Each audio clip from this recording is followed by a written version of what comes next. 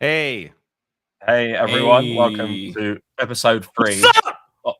of Needs more energy, the Elden Ring haters. Oh my podcast. God! Why are we stop losing our audience immediately as we start the fucking podcast? The No. Elden Ring. I'm taking over haters. hosting duties. No, This is the gaming Elden- something podcast. We haven't named it yet. I don't know. We talk every few weeks. I'm streaming this today on my main channel as well, because I want more people to watch it. So that's why I'm here. But yes, we are all here. Hello, Cav. Hello, Mike. Hello, Zed. How you all doing? Doing good. Yeah, really glad. Shadow of the Mid Tree, hype's passed, and now Black Mid Wukong is the new thing. But we'll get through it. And Ubisoft, I already know. Ubisoft I already games will still know. be I around. already know the biases before we've even started. Mhm. I already can sense them. I'm gonna hear He's a some hater. mid Souls jokes. I'm gonna hear some. Cav, I saw Yeah. you post on Threads that you liked Mag, so automatically your opinions on games are out the window. Wait, what? Mag is my Concord, and also Mag lasted. No, way oh longer. my God! Don't even compare the quality. Mag was ran at playing like 20 Mag frames for per years. second. No, this is terrible comparison. 256 players in like 2010. Like it was unheard It was of. you're Mag. glitching out again, but it was. Hey, you know what? This is like playing Mag. You know, like it's fucking just watching your stream. 20 frames a Cav has second, the Mag 14 stream frames. going. Did EA optimize you? Like, tell me more. It had good ideas. No, the issue is it just PS2 era. You can't execute that many things. It just wasn't well executed. But anyways, Cav, what's on the list today? So obviously Zed's joined us today, and I thought because we all did the first podcast, we talked about like our background in like video games, like our favorites growing up. So Zed, I thought if to start this off before we get into the meaty discussion about Concord, do you want to just give us your background, like games you grew up playing, like what like era of gaming did you grow up on, like what are you big on now? So just if you want to, as long as short as you want. So if you want to go through that.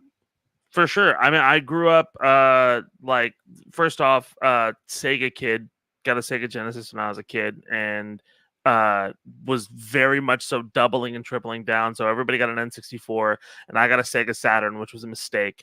But then I got a Sega Dreamcast, which is the correct choice. And you know, I've been a pretty avid gamer for most of my life.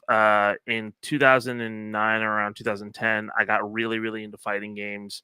And that's kind of been a huge career choice for me. Like I do all the music for Evo, which is a big fighting game tournament and everything like that. So I'm very into just the fighting game community in general.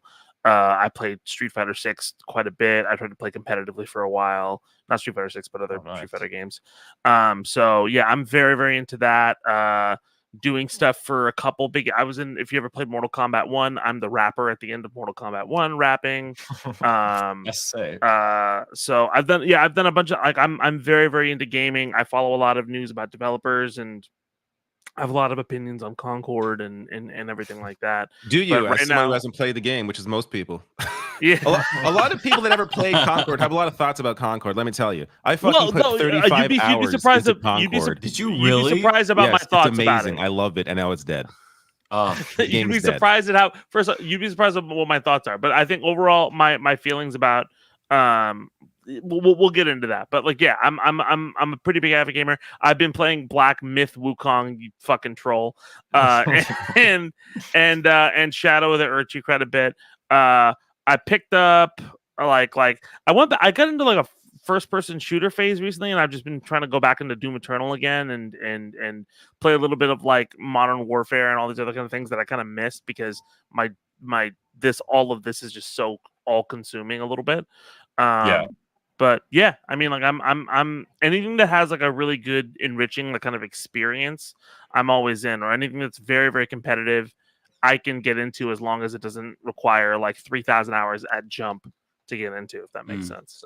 So a couple of quick questions. Best fighting game ever for you? Do you play sports games? And what do you think of Ubisoft? Best fighting game ever? That is a crazy question to ask someone. For me, it's probably Third Strike.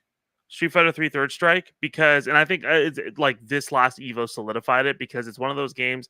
It's not a very balanced game, but the system is so brilliant that you know, you get some of the most amazing plays ever. If you've ever never played Street Fighter 3, it's basically like it's Street Fighter 3. The first version sucked, the second version sucked, the third version was the best game of all time. You can press, you know, when you press back to block in fighting games, well, if you press forward the second something hits you in this game, you can parry it and then you get like a little bit of advantage. And so like you'll get those crazy clips of like Chun-Li doing like a bunch of kicks and then somebody parrying it. This year somebody picked Hugo, which is one of like the bottom 5 characters in the game, and got to top 8 and got like third place.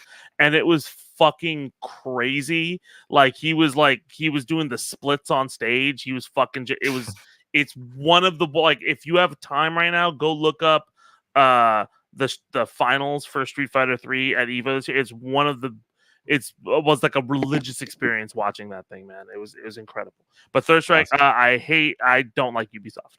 I don't like Ubisoft. Well, I don't want to say that, but like, because I don't want to ruin future employment opportunities. But like, I don't like some of the tendencies of Ubisoft with the way they handle certain games. I don't think the Uplay thing was a very, very smart decision. But it's like every fucking company. Every company always has, like, pretty much every company goes to this phase like, hey, we're cooking really, really well. And then someone's like, you know what would be a really good idea? And then they fuck up everything. Right? So that's just been my general experience, you know. But people there are nice. What's the best Ubisoft game, then? Even if you don't like what's the best Ubisoft game? Rayman. OG Rayman, dude. Assassin's Creed 2. From the Assassin's Creed 2 was really good. I liked Assassin's Creed 3 until like it ended, and then I was like, so this didn't end. Like I was so excited for the series to be like have like a nice little capper, and it's just like, oh, we're just gonna do this every year now. Oh, but then we got the best one, so I'm not too mad at that. Far Cry 3 was really good. I like Far Cry 3 a lot, even though it's like super problematic and has all these issues. But Far Cry 3 was cool. That's just Far Cry 2 as well. just a white South African mercenary in like sub-Saharan Africa. Like, Ubisoft has some weird stuff. Yeah, they do.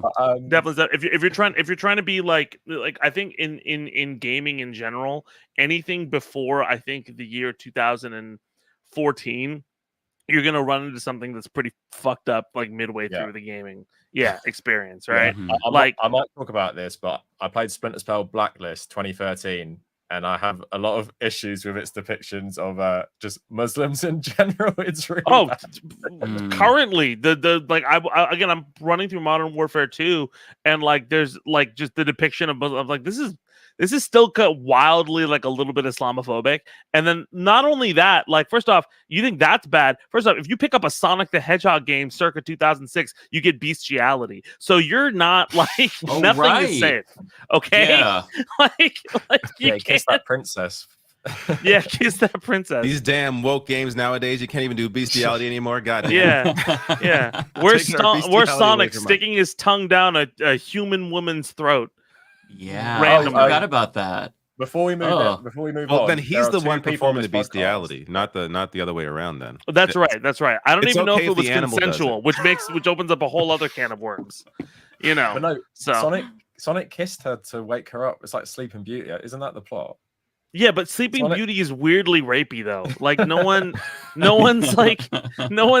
if you told if you just recounted the events of Sleeping Beauty to like any young girl, Gen Alpha or Gen Z, they'd be like, what the fuck? Get the fuck out of my house. Like right now. It's very if they owned a house. I don't know if they own a house. That's weird that they would have a house. We're going to transition from weird Sonic stuff by just saying there are 2 people on this podcast who think Sonic Frontiers is better than Elden Ring. And put it. That's not what I said. That's not putting words in my mouth. It's not just happened to platinum Sonic Frontiers because it is actually a really good Sonic game. Despite Sonic Frontiers is a very good Sonic game. It's a great podcast game. Let me say that. I put on a podcast and I just collect the rings and I get the platinum. It's a great experience. This is probably good to mention. That's too good for the podcast. This is probably good to mention for my background, like, but I am a massively insane Sonic fan. Like I'm a huge Sonic Adventure 2, played every Sonic game, made Sonic fan games at one point, like in pain Sonic fan, right? Like so I'm a huge Sonic fan. I'm not a furry, but I'm a huge Sonic fan. So that's one word I'm like the opposite.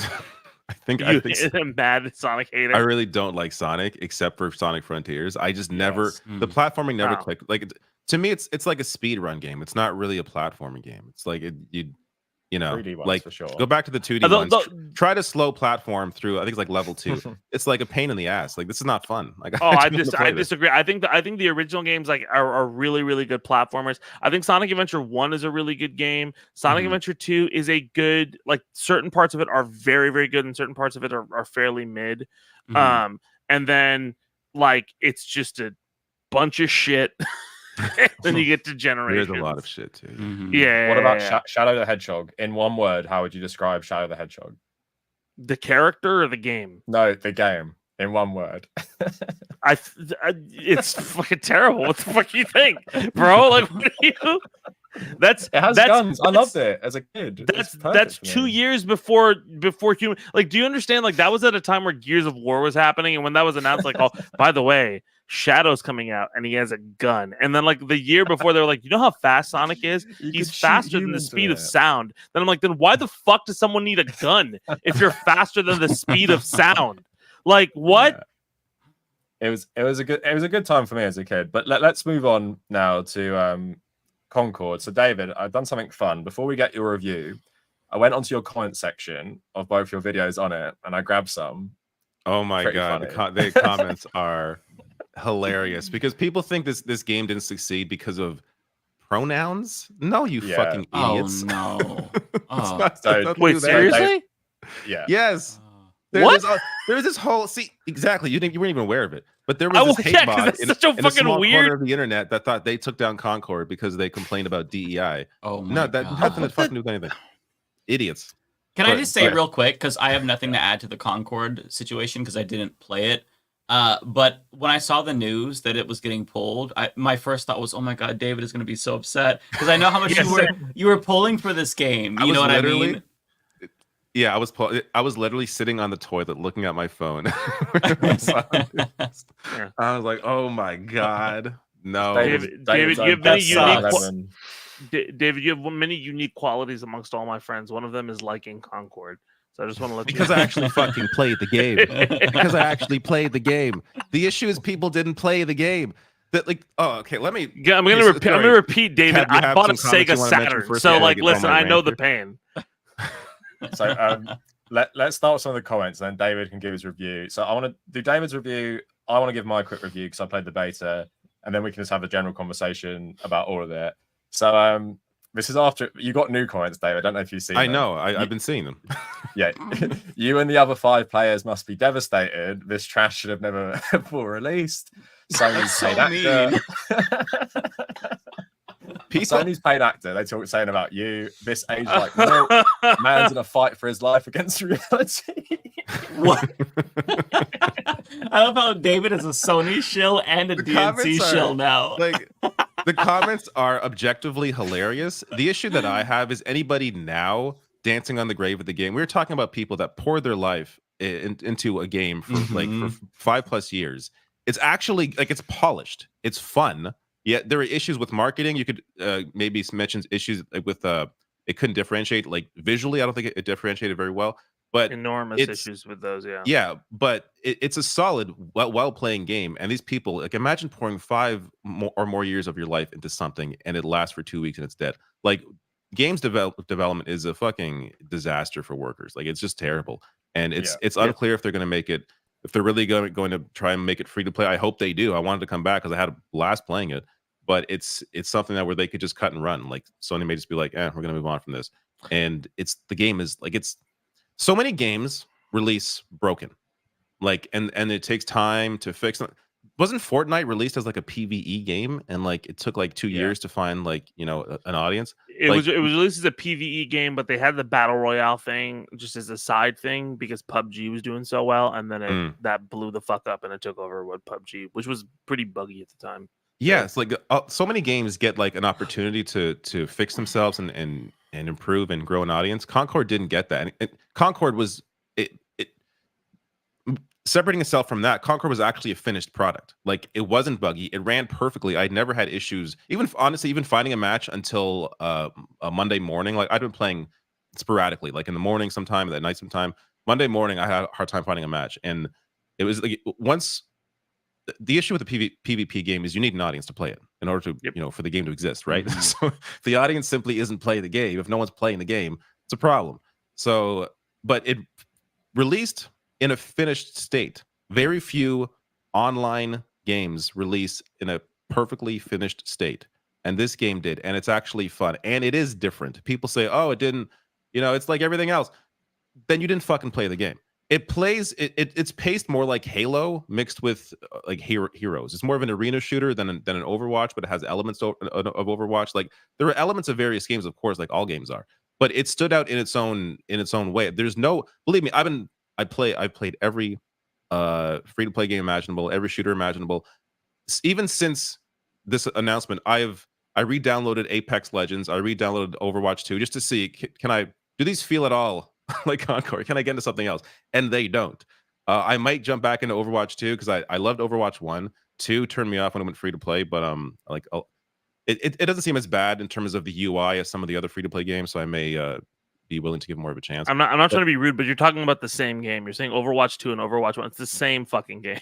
Well, they deleted the Overwatch 1 released as a $40 game though. Like it didn't release as a free to play game. So I understand that, but like I think the biggest thing was like people were like, oh well, you can do Overwatch 2. It's like, oh, it's gonna be PvE and that's gonna be different, and then it was Overwatch.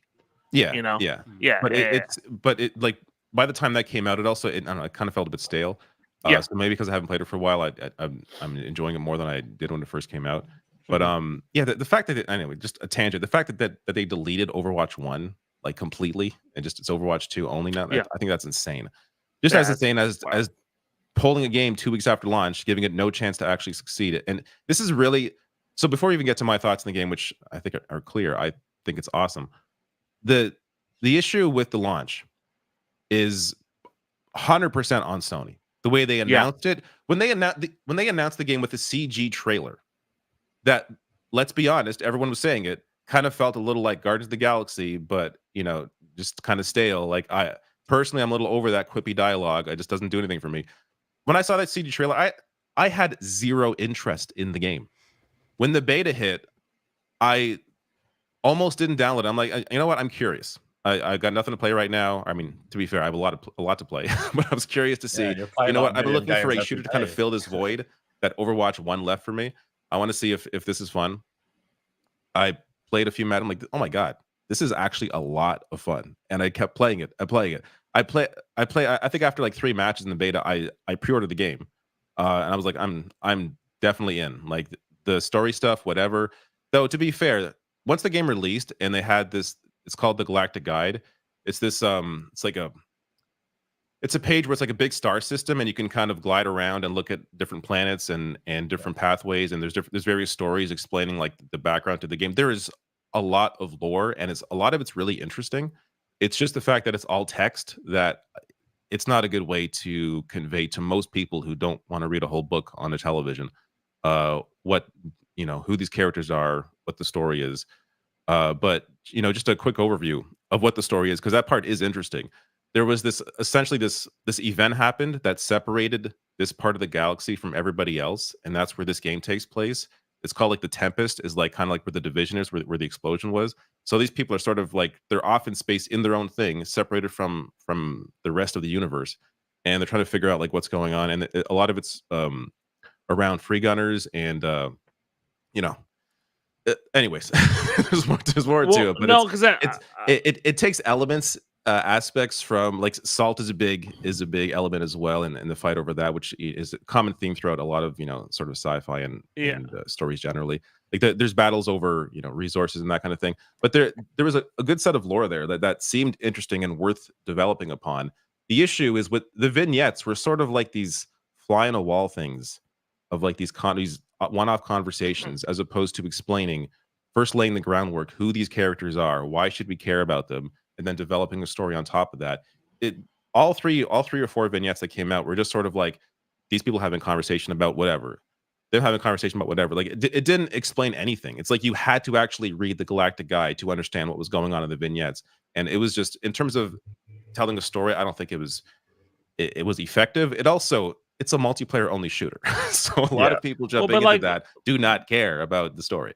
But at the same time, I think the thing you're saying, like, look, like the first trailer that drops being a CGI trailer, you know, or not CGI, but like a cinematic trailer as opposed to like a gameplay trailer, like that's a huge thing. And the fact that it's immediately compared to Guardians of the Galaxy, I mean, like, let's be very honest, like this is a polished game that's meant to capitalize on Overwatch. It was meant to specifically capitalize on that, right? And even if it has different styles, like that was what it was mainly being compared to. And if you're a product and you're like you're given the I mean, this happens all the time. We know that, like with like big studios being like, hey, make a game like this. They're like, fucking okay, we'll figure it out. And that's not what this is, though. Because the devs behind this worked on Destiny. They worked on I think some worked on Apex Legends. Like this was the game they had planned. I think before Sony even bought them. They bought them because of this game. But I think the issue then is like, but if that's the case, then the issue then is like the marketing is just so off. Yes, that's what because it was. I feel like first off, you said there was a beta. I didn't even know there was a beta, and I'm like tapped into like everything. Like I was like, there was a fucking beta. What, you know? Like look at, just for example, like compare. If this is a game that Sony wants to work as a live service game, right? And this is coming around the same time. Like I think it was announced around the same time where people were getting really mad at like Arkham, the Arkham game that was coming out.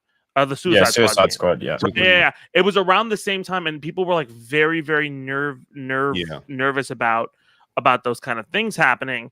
And then over time, like it just leaves a bad taste in people's mouths. So when this gets announced, if you don't have sufficient enough push on it, or if somebody is just like, oh, whatever, just put it out, it'll work, it's gonna fucking bomb. And so much of the time, like, you know, you'll have executives who are like, I'll put it out, it'll figure itself out, without understanding that you need like push in some directions, and you'll get a functioning product, right? And you'll get a functioning product that lasts over. Like this could have very easily been, you know, hey, that Guardians of the Galaxy game, or that hero shooter that Sony's working on, that's kind of like Guardians of the Galaxy, made by the same people who made Destiny and everything like that.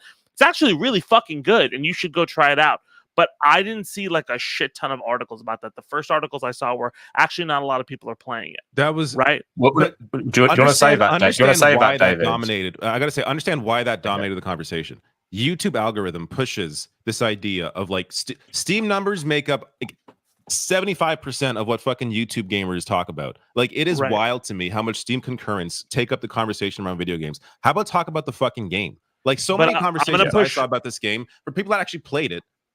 Like while they're talking about, oh yeah, the game's fun, but like the title is like, this game is dead, no one's playing it. It's like, how about you talk about how you enjoyed your experience with the skill up review? The skill up review is that 100%. Yeah, exactly.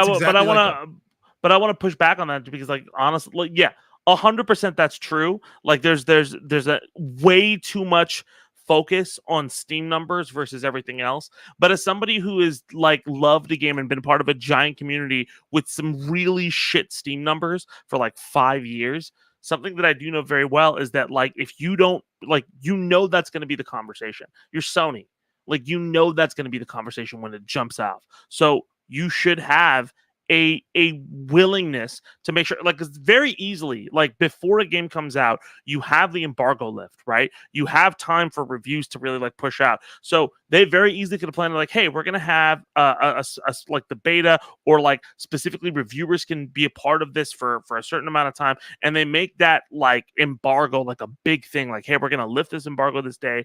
All these reviews are gonna come out this day, and you're gonna have a big push for Concord, right? If they would have done that and the game got really, really big reviews, Steam numbers would, like, even if the Steam numbers were lower, the note could have been, hey, Sony's amazing hero shooter has low Steam numbers, not just Steam's the hero shooter has low Steam numbers. Steam numbers are going to be a part of the conversation no matter what. And I agree with you. There should be more of a focus on gameplay, but unfortunately, that is not the world we live in. And I'm a little bit frustrated more so at Sony for not fucking understanding that and not preempting the conversation in general. Right? Every developer knows. They simply did not push this game properly. And I think part of the issue is this was part of Jim Ryan's tenure. And since he's gone, like this game was done by the time Jim Ryan was like leaving, right? So You know, they're going to put it out, but the attention to it isn't there because it was his idea to push all these live service games out there. And this game, like I'm actually annoyed at the idea of like what live service is. This is just a competitive online shooter. There's no paid battle pass, no at launch, no microtransactions at all. It was just pay $40, like Overwatch 1 when it came out. Pay $40. This is the game, and it's a solid, incredibly fun online shooter. Like this is the kind of shit that people actually have been clamoring for. Hey, we don't want our games full of microtransactions and battle passes. We just want a fun game with a clean UI that's fun to play online. That's what this is. And then people shut all over or don't even bother trying it. Like that's Fortnite in many ways, obviously, you know, not purposely, but killed competitive shooting games. Like every competitive shooter now has to, unless it's a like Call of Duty, but any new IP has to be PvP, free to play, microtransactions, paid battle pass. That is the reality now. Like they killed the ability for any proper just $40 game to come out and be a competitive shooter. It has to be free to play. It has to be full of garbage, and the UI has to be trash. Like that's which is one, like I can't. This is what turns me off of so many free to play games is the UI is so insane. Bad. Even Call of Duty, which you have to buy unless it's Warzone, but like. I pre-ordered Black Ops because I haven't played Call of Duty in a few years. It looked good. I like the whole movement around it. I enjoyed the beta of what I played of it over the weekend. A lot of fun, but I pre-ordered this game. I paid for it. Why is my screen? Why are the first like 3 screens? Hey, want to buy this? Want to buy this? Want to buy this? Then I got to log into Black Ops from the Call of Duty main menu. I don't want to play Warzone. Wow. I don't want to play anything else. Load Black Ops for me and fuck everything else. There's so much of our games are now, there's this thick layer of capitalism over all of it. I just want to turn on the goddamn game, press 2 buttons and be in a match. David, I think the people play the original Modern Warfare from 2019 now because of what you're saying. You can't play the 2019 version of COD because they put it all in the player. So people have bought this to try and play campaign. Then it's downloading like 300 gigs of other shit. So I never played the campaign. Apparently it's a good campaign. But now I can't go back and even play that. So it's just like the whole thing is just insane. But to keep it more on Concord, sorry Zed, do you want to say something quick as well? I was gonna shoot over to Mike just to ask him about. Well, I was gonna say, did you guys ever hear of a game called Rumbleverse? Yes. No. So my friend developed that game. His name was Keith. He did Dive Kick, right? And Rumbleverse was his like pet project. Dive Kick? Wait, Dive Kick? Yeah, you ever put? Me and my 3-year-old son play Dive Kick. You know that I'm the voice of Kick in that game, right? Shut up! No way. Yeah, I'm the voice of Kick in that game. Yeah, that's so wild. Yeah, that's me doing a bunch of Will Smith lines. So like, oh my god, he did Rumbleverse because Rumbleverse is a fighting game. It's 100% a fighting game, and so like it was something that he like really believed in, and he worked really hard, and bunch of people liked it at Jump. It got really, really good reviews and everything like that. But there was like no post support that was like really pushing the game to like brand new users. It was just that initial push, and then it was just expected to kind of like metastasize from there, just get new people. And the game shut down. You can't play it anymore. And there are so many people who loved that game who were just like, why is this not? And that was a game that was marketed well up front and then still bombed. I think the issue with live service is that because it is just inherently tied to studio wants and monetization, it's so tied to it that finding the right balance is hard because it just becomes a shop after a while, right? B, like trying to figure out a way for it to grow organically while still meeting, because you're going to lose money originally if you're trying to fight in this competitive market to get people to just play your game over and over and over again. Getting that to work is such a slog that if you have a lot of development time, people are like, well, we don't have enough budget to market this or whatever. We don't want to put too much into it, and the game will just die very quickly. I mean, like, remember the finals came out? The finals was an amazing game. I was playing that before. I was playing that in between the Concord beta and Concord coming out because I needed like a gap to fill. Yeah, here's the thing. Helldivers 2 was a fucking massive success, and now it's going through some shit because there was a couple bad like decisions and patches and everything like that. Yeah, it's such a difficult. Yeah, of course, there's a difficult tightrope to walk on all of these games to make it work, and you are fighting the odds the second you drop. So having no plan is a death sentence for any game. Like, especially Concord, you're a big flagship Sony title. You don't have a plan when you drop. I don't even know about a fucking beta. You know, like, you don't have a giant review about, oh, this game's coming out. How are you gonna weather that storm? Whatever becomes like a nice to have becomes a necessity when you are gonna be always on, always needing people to buy stuff. You don't have a battle pass or microtransactions. That's great for most people, but you don't have any monetization strategy besides buy this $40 game and they're going to sell you more. They were going to stuff. launch a microtransaction store in October. And I guess they're going to sell stuff there. So like they had not they that had it's a good thing. It's just like you don't have any strategy for that to keep your game afloat. Like something's up. Sony, the publisher, didn't. The developer did have. They already had plans laid out for updates for October, and in January they had like a third as well that they were teasing. But so they had plans to roll out new characters, new maps. But in terms of this was, again, it's all on Sony. It's I think announcing it with the CG trailer was the biggest mistake.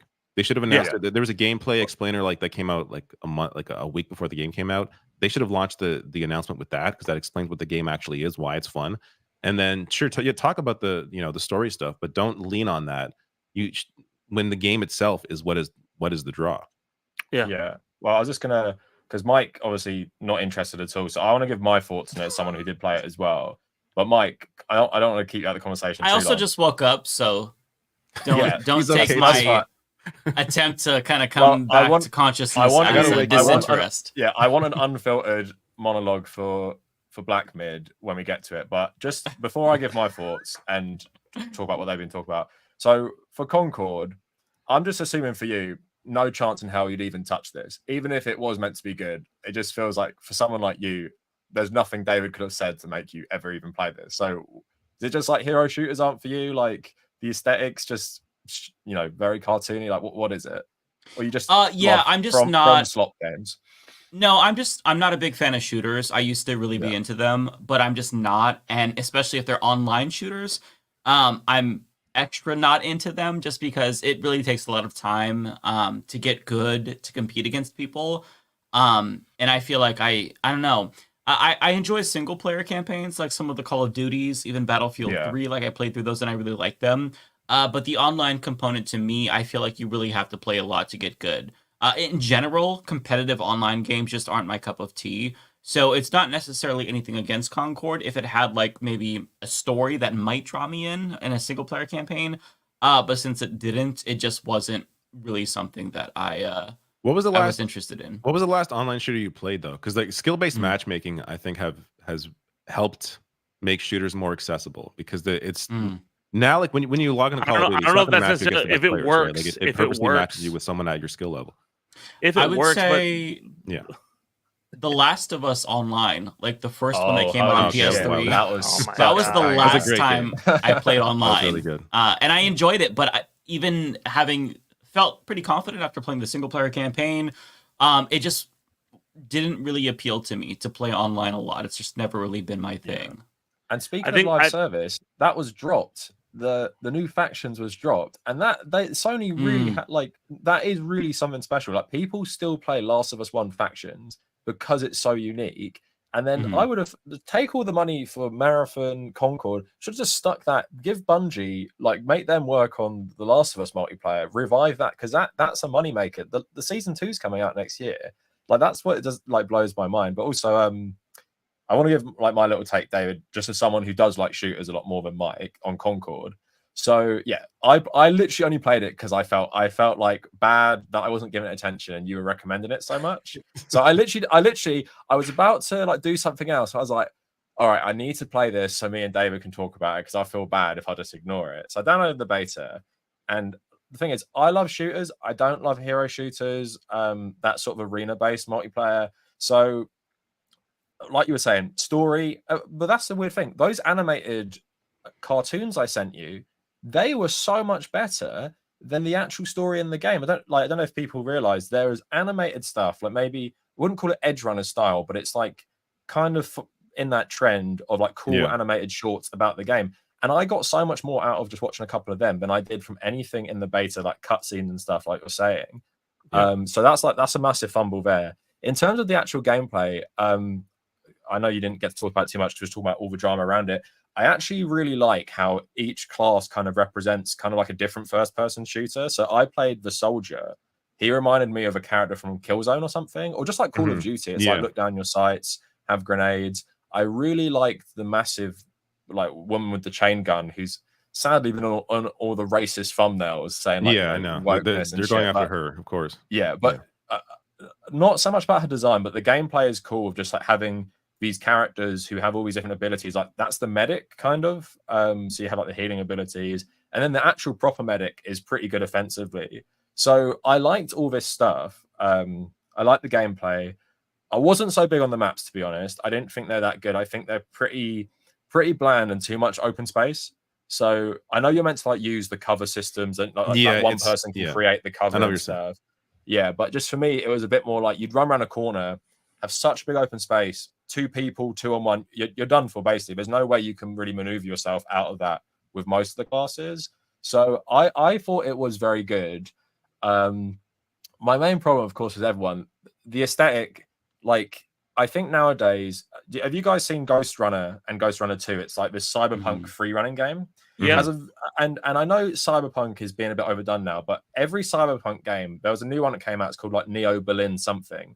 Looks kind of shit, to be honest, but like the aesthetic draws people in straight away. So like, oh, this aesthetic is something that's so popular, it inherently draws people in. With Concord and Destiny has a good aesthetic as well. Like it feels a little bit like Halo. It's a little bit serious, but it is, kind of cartoony. But I think contrasted the enemies with like the realistic backdrops, it works really well. With Concord, it's just a bit kind of weird because all the characters look so realistic because it's like an Unreal, is it 5 game? Yeah. Unreal 5. So they all look actually like real people, but then like it looks like visually looks amazing. Yeah, it does look nice, but like the soldier, like it looks like the Michelin Man, and then not the soldier, the medic's like the Michelin Man. I think you're trying to get to the artistic design is not there, like the artistic aesthetic is there, and I think that I mean, like finish what you're saying. I have a point after that. Like it's fine for me. It's just I understand that clearly it didn't stand out. Like I think that was the biggest issue, is that it just didn't. The visuals alone didn't capture people. But like I've been walking around, like I'm noticing stuff in the maps now that I didn't notice before. Just looking at the sky. I know this doesn't matter in the game, but the skybox. The sky is nice. If you just if you just like go to the edge of a map, look like zoom in at the skybox, you can see like waterfalls wisping down in the background. Yeah, like there's ships flying overhead. Halo it looks vibes, amazing. Sure. Yeah. No. So like I just don't know what they were thinking with this art style. Like I don't want to like jump on them. Like you're saying, I appreciate it's very hard to make a game, but it's just like it comes across so generic. And honestly, like I just don't blame anyone for not playing this, because for me personally, David, if you didn't like it, I wouldn't have played it, because it looks like any other free-to-play garbage game. Like there's I don't blame people for not playing it. I blame Sony for not properly marketing it. But I don't think the marketing would have saved this. I think it looks so generic. It's so out of time as well. It's like a game from 2018 today. I think I don't know. Apex Legends look like no, but Apex has that Titanfall. It has the Titanfall legacy. Yeah, Apex has a Titanfall legacy 100%, but visually, I was like, it doesn't like whatever. No, but Apex came out. When Apex came out, there was a huge dearth in like the biggest competition that Fortnite had was PUBG. So if you're going between Fortnite, PUBG, and then this new game comes out, by the way, it has Overwatch specials and shit like that, because that was the big thing, was marketed as like, oh, it's a hero shooter plus a battle royale. All of a sudden you have a huge, and the gunplay is good, and it's by fucking the ping system as well, it introduced for like mainstream. Like no one had done the ping before. Exactly. So there's all of that, and I think like I can't stress enough, like aesthetic is so important. Again, I'm coming from fighting games. We had a dark ages of fighting games like for the last like 5 or 6 years until Street Fighter 6 came out, because Street Fighter 5 was not good. It was like, it looked like a claymation movie, right? And so much of the aesthetic of how just even watching that game play, people just said, oh, it's just whatever, right? And every game can't like, and then you would see games like Guilty Gear Strive come out and Dragon Ball FighterZ, and those games look fun and flashy and big. And so when Street Fighter 6 came out, they doubled, tripled, quadrupled down, like, okay, the aesthetic has to be good. The vibe of this game has to be really interesting. There's a single player mode, right? Because Mike, Yeah. you were saying like you don't want to play shooters. I think it's also Mhm. because you don't want to jump into a lobby, just get headshot. You're like, okay, I have to fucking just eat shit for Right. hours until I get good, right? So Yeah. there is something Yeah. for you to do and at least like get something. Like I told you when we started this, like I'm playing Call of Duty again. I didn't jump into multiplayer because I know I'm gonna get headshot. I just want to fucking play a little bit of the shooting gallery of the campaign, and Mhm. then maybe if I want to, I can touch base on the main game. Like I think that there needs to be a more like aesthetic is so fucking important.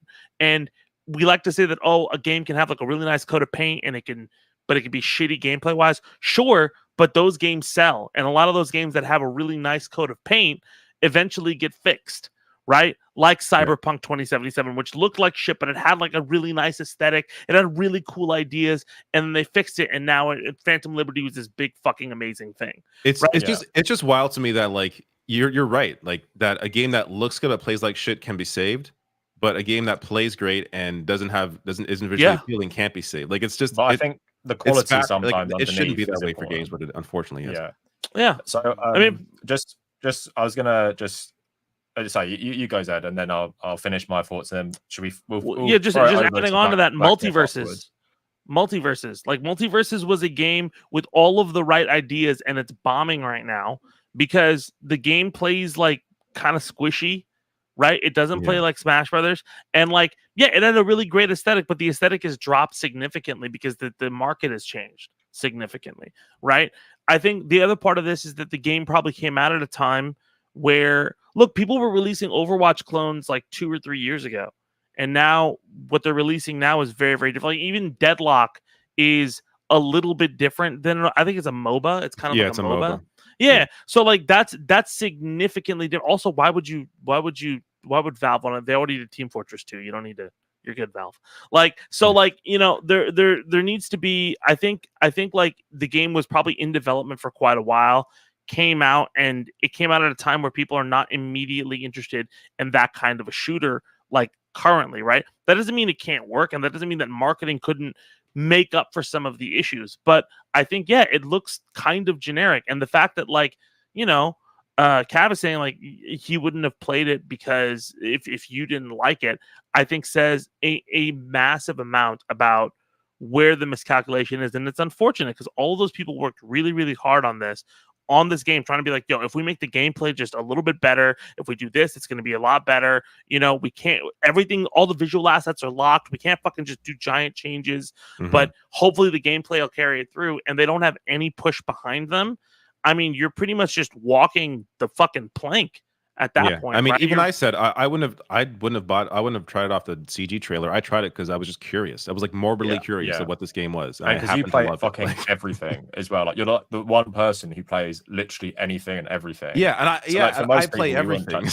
And even I almost didn't play it. So just to end we can touch on this again later if we have time when we get through everything. So yeah, I would love to have a longer conversation about YouTubers and how they influence gaming. Like I tweeted the other day or yesterday about it, and just some like reviewers and stuff like we're talking about it as well. Just like a game lives and dies now by streamers and influencers. And on that note, I made a video on this yesterday on my main channel. 2 games that have been pitted against each other for some bizarre reason is Concord and Black Myth Wukong because of politics, where Concord is left-wing SJW propaganda because of pronouns, but a game made from a Chinese dev, nothing wrong with that, but has guidelines where you can't talk about the coronavirus, Chinese development studios, or any politics or feminist propaganda. That is an apolitical gem, and censorship is good.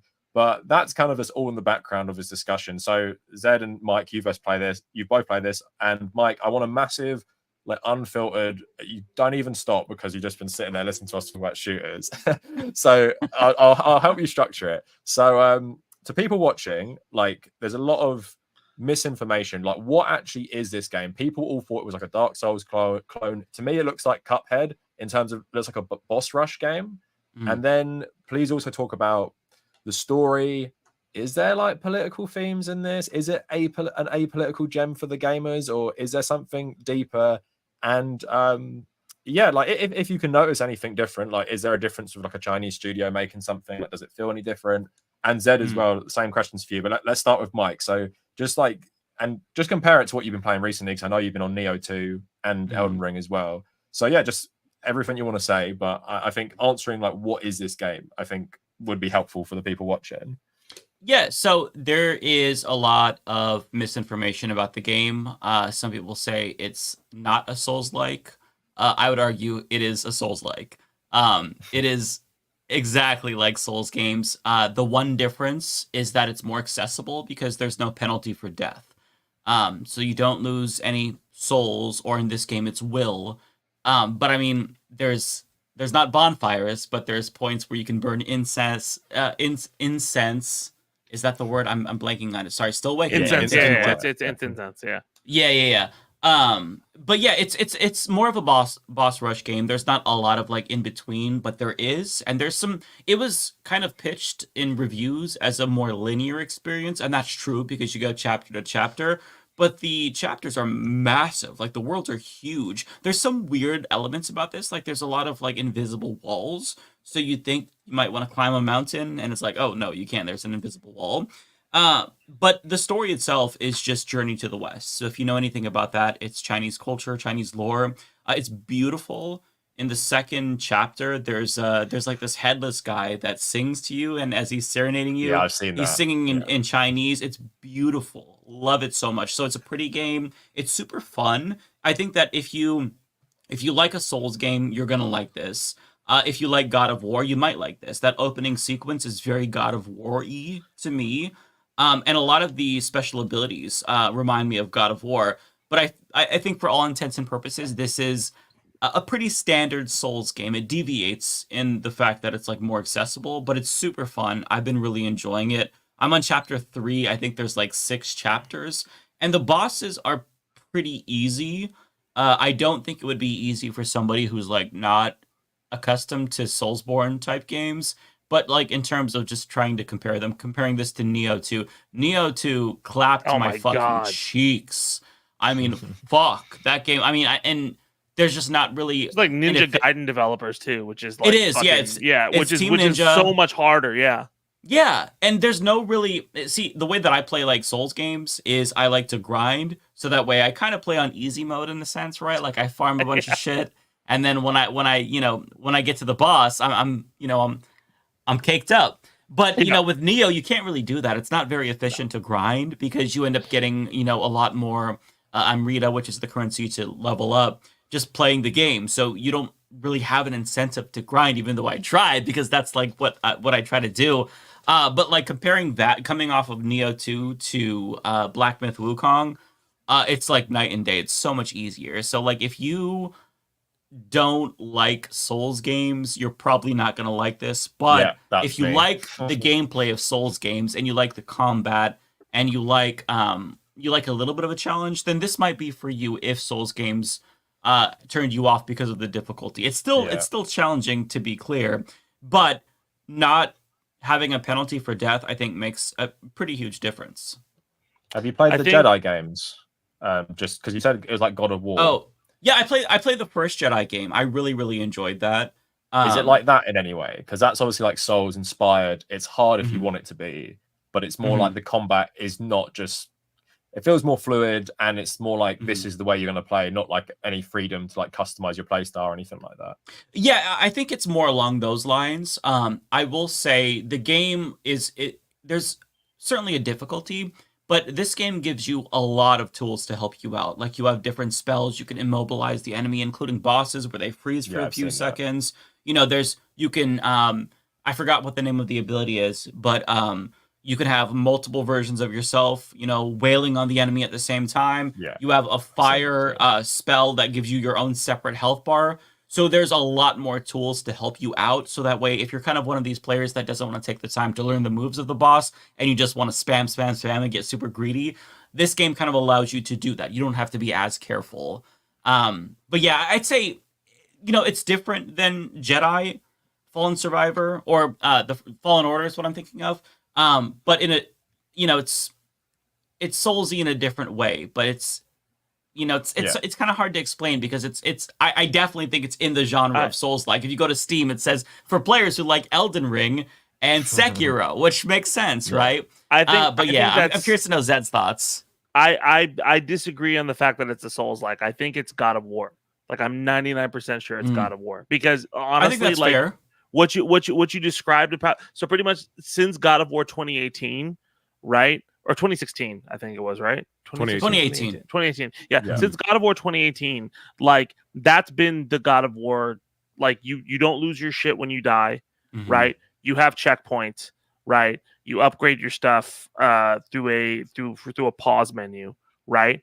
You know, the boss battles are enormous. It's boss battle to boss battle to boss. Like I think for like the boss battles are giant spectacles, right? So I think what probably happened was a Chinese studio saw God of War and thought they liked the spectacle of this, and they saw God of War like 3, right? Because it feels very like the combat feels like has the visceral feel of one of the older God of War games. Because if you play one of the older God of War games, it's fun, but the combat is a little bit squishy when you hit something, right? When you do the heavy attack, it's kind of a slow motion, kind of come down, right? Like it's an overhead. So like I just see so many similarities between the old God of War games and this one. The upgrade system, like the way it weaves in Chinese mythology. This is God of War Greek mythology. I think it's very, very much so. That's what they're trying to go for. They have little elements of like Devil May Cry and stuff like that in there, but I think that's the primary focus. I think also the attacks aren't on shoulder buttons, which is like a big thing for Souls-like games. Like, right? Like, I don't know if I've played. But the same is true for Neo as well. They're not shoulder buttons, but I give Neo a little bit of a pass mainly because they did Ninja Gaiden and they're just gonna be like, okay, well, we'll do Ninja Gaiden, but with fucking Souls, all right, you idiots. Like, I think that's them begrudgingly doing it and then knocking it out of the park and then showing people how it's done. But like, I think the game is good. I think it's fun. I think if you're going into it expecting a Souls-like, it's disappointing. And what I've noticed a lot is like people like Moist Critical and some other people really like this game. And I think, yeah, there's definitely, I always have to give a game the benefit of the doubt. There's definitely an appeal to it. There's definitely some fun there. I do think that in terms of like the combat depth for a Souls-like game is very neutral based, right? Where I mean, again, I'm sorry I keep referencing fighting games so much, but like fighting games have a lot of neutral, right? Where you're trying to like suss out ranges, right? And then throw your moves and then combo things in. Like, I think it has less neutral there than those games. It has a lot more dodging. A lot of this game is like wait for the attack, dodge, like throw in, right? Like it's identified as. So that's why it just feels a lot easier compared to other Souls-like games. I think the spells are very cool. The power fantasy is very cool there. I do wish that the combat was a little bit more like varied because a lot of times I feel like, okay, well, the reason I'm losing this fight is because I just have to like dodge way more, or I have to, I don't really get to have that like sandbox like I want to have, in a Souls game or a game like Elden Ring. I feel like I have a sandbox or multiple different options when I'm fighting a boss of how to deal with it, right? I feel like I have 1 to 2 approaches that are the correct approach. And if you don't do the correct approach here, you're going to fucking die, right? And I mean, there's different bosses in different games that are like that. But like every boss in this game is like that, where you really kind of have to do it one way or the highway, and your playstyle is very, very similar in that regard. And when it does vary, it doesn't vary immensely. There's nothing wrong with that. It's a fun game. It has like that power fantasy element. Those spells are, again, like, are really, really fun to use.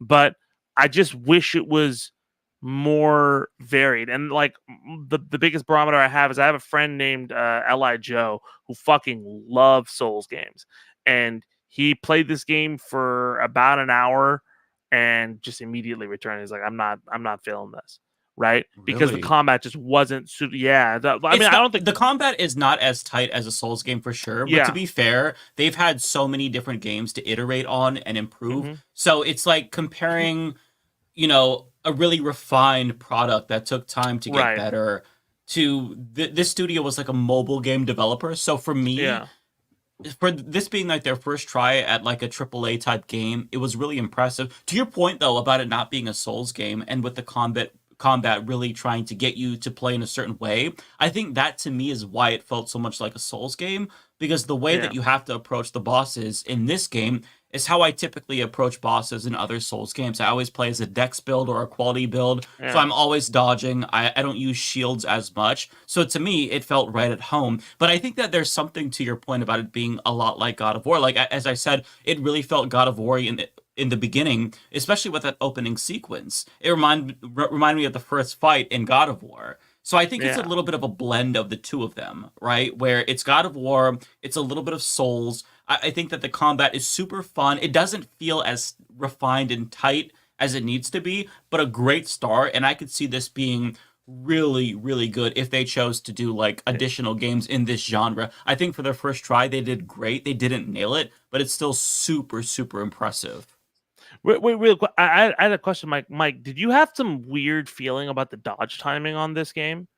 Because Yes. so I'm not the only person who's feeling that. Like, because I feel like I went online to check after I fight, because one of the first bosses you fight is this like fucking snake guy in a bunch of water, and like he's dodging, and like again, like I come from games where you have to like do combos with 1/60th of a second, or you have to parry right as something's hitting you, and I'm not hitting this dodge. I'm like, what the fuck is going on?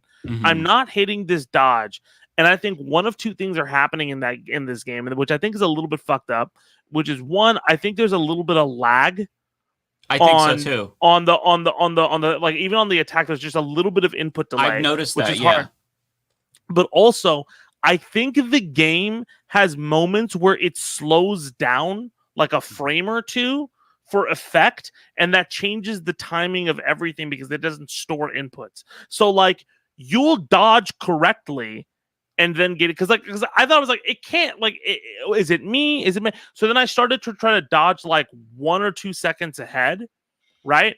And I was doing it more consistently, but then every so often I would notice when he does a big attack, the game would just like freeze for like a split second, and then I would miss the timing. And I'm like, that I feel is like, I'm not trying to shit on this game. Like, I think it's a really good game, but I think that's a really annoying design choice. Like, that shouldn't be that like, if the goal of the game is like, yo, you have to really get down your timing. By the way, fuck your timing. We're gonna slow the game down to such an infinitesimal degree that you can't. It's not reactable, right? There's gonna be some crazy guy who does a no damage run through this, but he's gonna be predicting like majority of that run in order to make sure that happens. And it shouldn't be, it shouldn't be prediction. It should be a little bit of reaction too. You know what I'm saying? I wouldn't necessarily say that it feels like the game slows down per se. I mean, there are some technical issues with the game, especially like in the 3rd chapter. That's where I'm at right now, and I'm starting to notice it. But during fights, I think that the controls just feel a little bit muddy. Like, you notice the input delay for sure, whereas you do not notice that with Elden Ring. And that input delay, even if it's like a fraction of a second, can fuck you up because you're supposed to be very precise. But I absolutely notice what you're talking about here. And this is something that I noticed with like a game like Lords of the Fallen. A lot of people hated that game. I enjoyed it, but it feels slower. Like, when you press a button, there's time before your character does the move on the screen. So you kind of adapt with time, and it doesn't become an issue necessarily. I don't know if it's a design choice. I think it probably is. Whereas something like Neo is very quick. You press the button, and your character is on it. But there's also differences there as well. It feels different than Elden Ring. So this game has its own feel, and I don't necessarily know if it's like an error. It could be a design choice to make it feel a little bit more slower because it has to be deliberate and whatnot. But at the same time, when you design bosses that are really quick and you have to be on your toes, it does feel weird that a dodge doesn't feel right sometimes. I think part of the problem is that the dodge timing in this game really varies a lot for bosses. Most of the time, I think I'm dodging too soon. When you have to wait a little bit, you don't really know when they're gonna strike. Like, they'll broadcast what they're gonna do. And then you want to dodge, but you have to wait a little bit. I mean, that's the same for Souls games as well. But I do agree with you that there is something a little bit frustrating with the controls. Like, it doesn't feel great. And I think that if they took some time to tweak it in the next game, it could be perfect. Yeah, I think if they add more impact on some of the attacks, and if they get that like input delay down solid game, like super. It'll make the game Mhm. so much better. Yeah. Yeah, I agree. Someone in my chat said if you're on PS5, put it on 30 frames mode. So I guess that's quality mode because the 60 frames mode uses frame generation, which increases delay. Thanks to that, Okay. Jimmy. Wait. And for super chat in the chat. Wait, the 60 frame. Maybe it's the frame. So I have a 204. I have a fucking expensive 240 hertz monitor, like no input delay. You know, there's magicians behind my fucking computer making sure that nothing goes there because I'm so like because the competitive games and stuff I play. So like I'm all about that. But if that makes a lot of sense if it's like a graphical thing that's going because that really was what I throwing thought me when for you a were loop, saying it. man. Yeah, that's really throwing me for a loop, man. Because I have a PC and I'm like, oh, why the fuck is this slowing? Like it's got to be horrible for people on PS5 if that's the case, you know? Yeah. So I'm playing on maybe, PC too.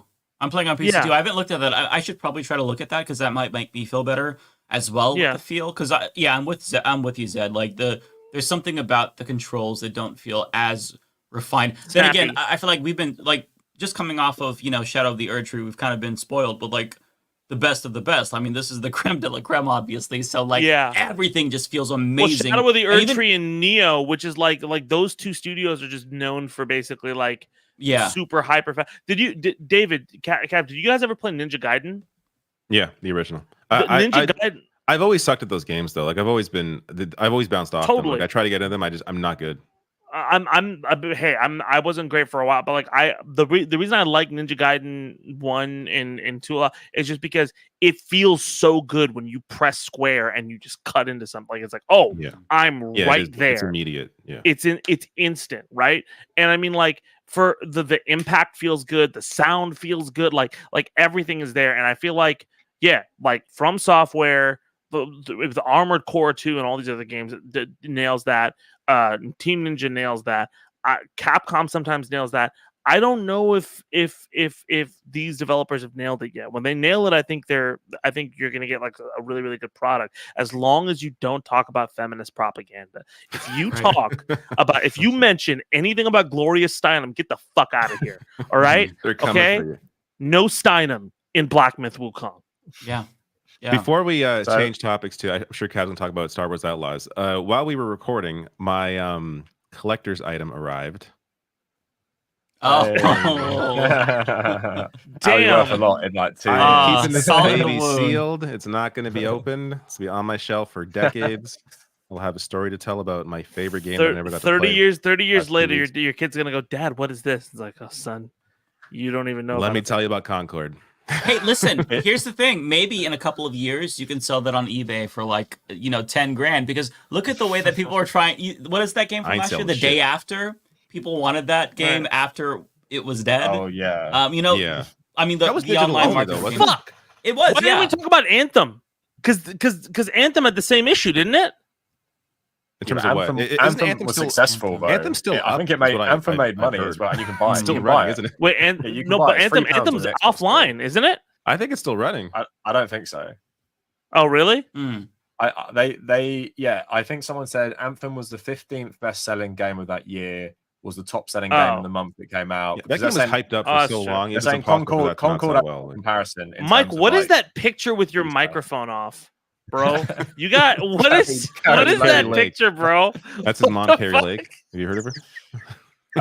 Yeah, so David, just because they were talking about it, because I don't want to just move on to mine yet without you giving your say. So for me, I have no interest in Black Myth Wukong. When I found out it was more like a boss rush, and Souls games like, I mean, if it's more like God of War or Jedi, I can see myself liking it. But something more like Cuphead mixed with Dark Souls, I'm not feeling. So how do you feel about it? Like you probably got Cuphead the is a FOMO, weird like, comparison. It's not. It's a weird thing for you to say Cuphead. It's not like a boss rush like that. It's basically you have a Okay. bunch of fodder enemies in between. But the thing is that the boss battles are really big. Like they're really, really big. Like so they're like the spectator pieces. So you do have like palette cleansers in between for you to like kind of go through stuff, right? And you have big open areas where you can explore and find new things. But pretty much the game is structured to where like you'll go through it just has less fodder enemies than most games, right? So like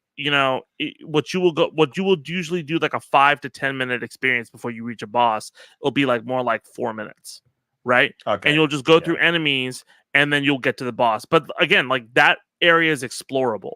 So I think their idea is like go through a bunch of enemies and then get your ass kicked by this boss and then go back, kill a bunch of enemies, level up, and then go kill the boss. Right? I think that's what it's structured like. If it was like Cuphead, I think it would be that's why I'm saying it's like God of War, right? Where it's more of like an open-ended kind of, because in God of War 2018, it's kind of open-ended where you're going, but it's just the boss to boss moments are much higher, which I think is part of the appeal of the game. It's like the boss battles are really cool. They're crazy. Amazing. Yeah, they're really amazing spectacles, and like when it's all hitting, it's really fun, and that's part of the power fantasy. Is like the fact that like that's one thing I do like about the game is like some of those spells are really powerful, and they should be. A lot of times when you get spells in Souls games and other games, it's just like what the fuck is this? Is this like this doesn't stagger you? This doesn't do anything. And the fact that this game has a thing where basically you can freeze an enemy for a few seconds and then just wail on them. Doing that is so fucking satisfying sometimes, and then watching the boss flinch back, like, what the fuck was that? Right? Yeah. That's really fun to do. It gives me that, if you ever played Monster Hunter, that feel of Monster Hunter where, oh my God, I have this giant sword. It takes forever to swing. And then you hit a monster finally and they flinch like, what the fuck was that? Right? That's really cool to me. Yeah, I'll say pulling off a heavy attack feels amazing in this game. Yeah. Because you have focus points. So, you charge it up basically, and the more you charge it up, the more damage your heavy attack is going to do. And if you could pull off a fully charged heavy attack, you will fuck up a boss, which feels great because a lot of these bosses, you're wailing on it, but you're not doing a ton of damage. But really, you do damage when you pull off a full. Honest. Yeah, if you can pull off a full combo, you will do a lot of damage, because if you do light attack, you'll finish with like a big heavy attack. But yeah, I think that the boss rush element of this game is kind of what makes it really unique and what does differentiate it from other Souls games, and does add to the challenge, to be honest, because like last night I was playing Chapter 3 and I just finished a boss. Wasn't very difficult. And I beat it on my first try, barely took any damage, but I used up all my mana. And then I explore a little bit more and I fall into another boss. I'm like, oh shit, well now I don't have any mana. Almost beat her, died, but it was because I didn't have any mana to do any of my immobilize. So I was just dodging the whole time, couldn't really pull off any attacks. So it adds to the I think the excitement of it, and the fact that the bosses are just so well designed and so fun, just adds to like what makes this game so special. The in-between is a little bit dull, I'll be honest. But, Exploring is fun. Exploring is definitely fun. You find some things. You want to level up your gourds, which is like your Estus flasks, so you can have more health. But really, I think the best parts are the boss battles. They're just so much fun.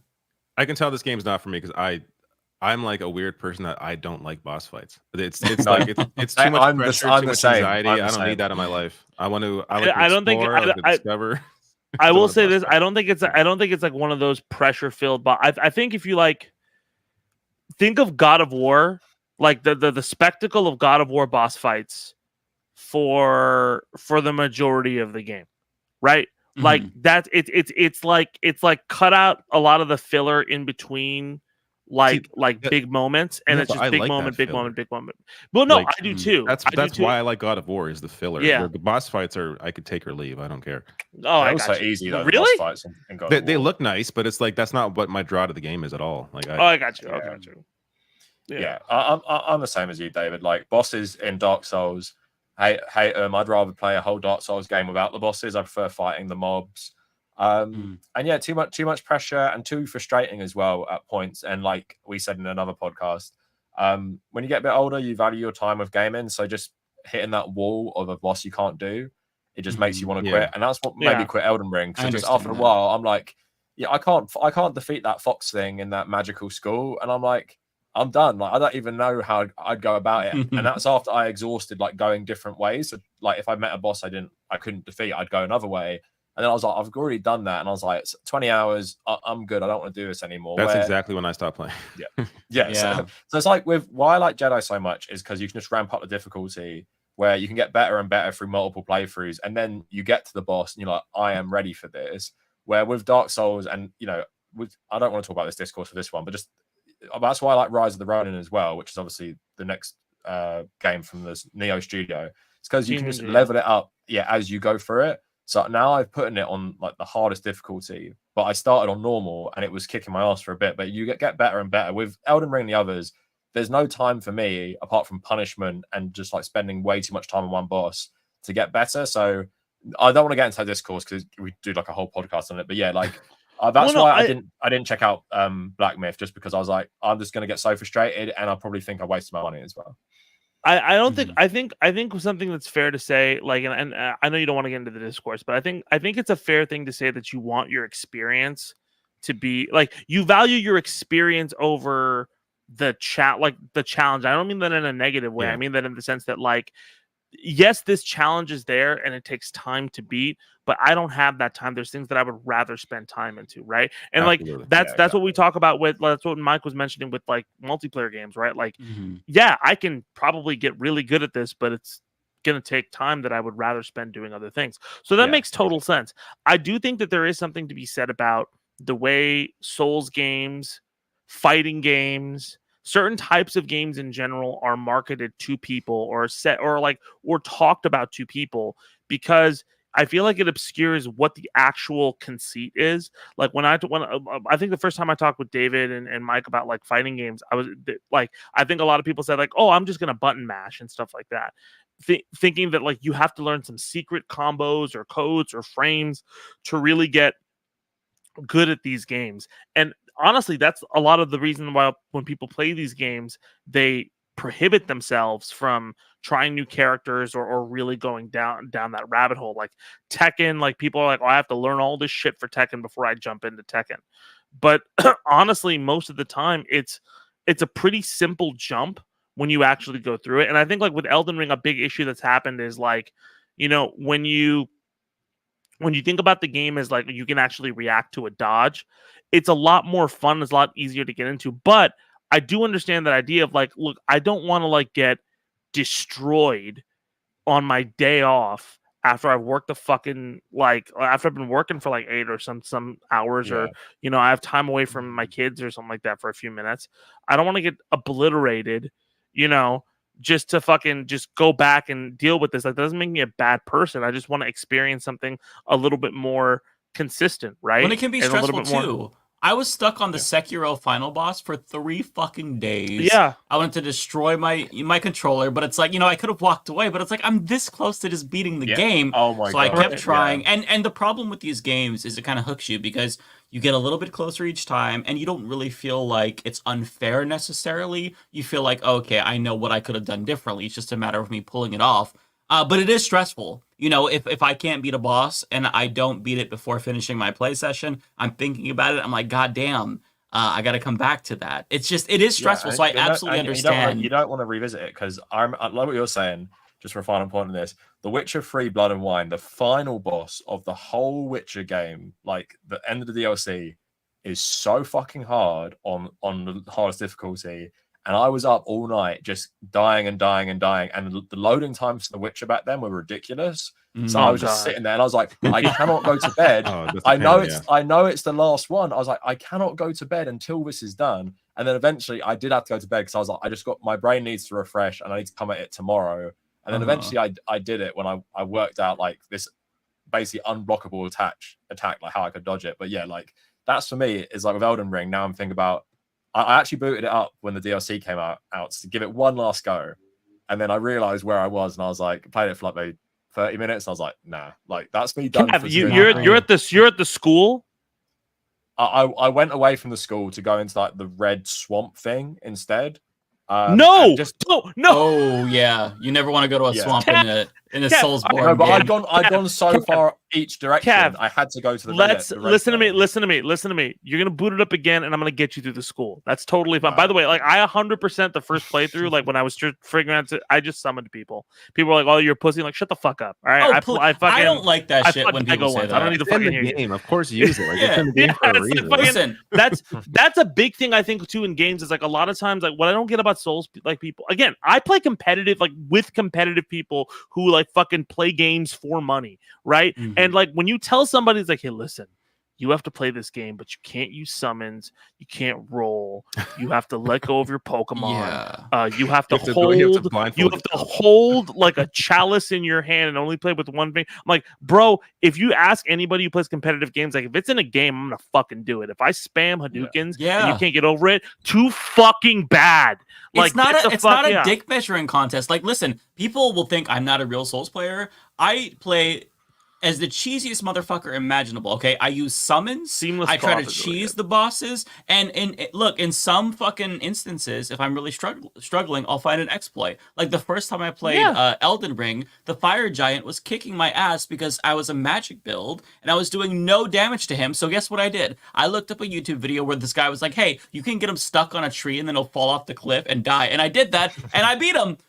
Yeah, Came back around with a different build that I beat him.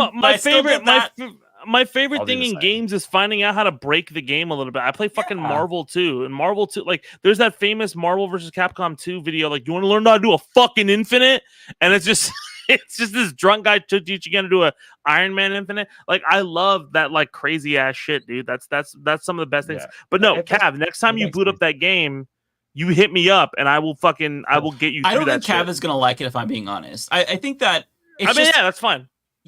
Souls games. If it doesn't click with you, it doesn't click with you. That's the Yeah. thing. Souls, Um, that's so funny. Like Elden Ring clicked with me, except for the boss fights. Exactly. I Yeah, love the exploration. exactly. I love I'm the world. exact same. It's- Yeah, so much I about get the that game is though. amazing. Because And the boss exploring the That world makes is sense. so much fun, but like Oh, the yeah. boss battles are difficult. You have to get through them. So yeah, The I only- actually understand that. The only genre where I don't mind boss fights are turn-based RPGs because it's more about strategy as opposed to like pressing something in time. Like it's not timing at all. It's just like, how do I approach this boss? Like I'm still stuck on the last boss in SMT 5 Vengeance, and even though I think this game's supposed to be a little easier than the original one, at least it has for me because I stopped playing the original 20 hours in.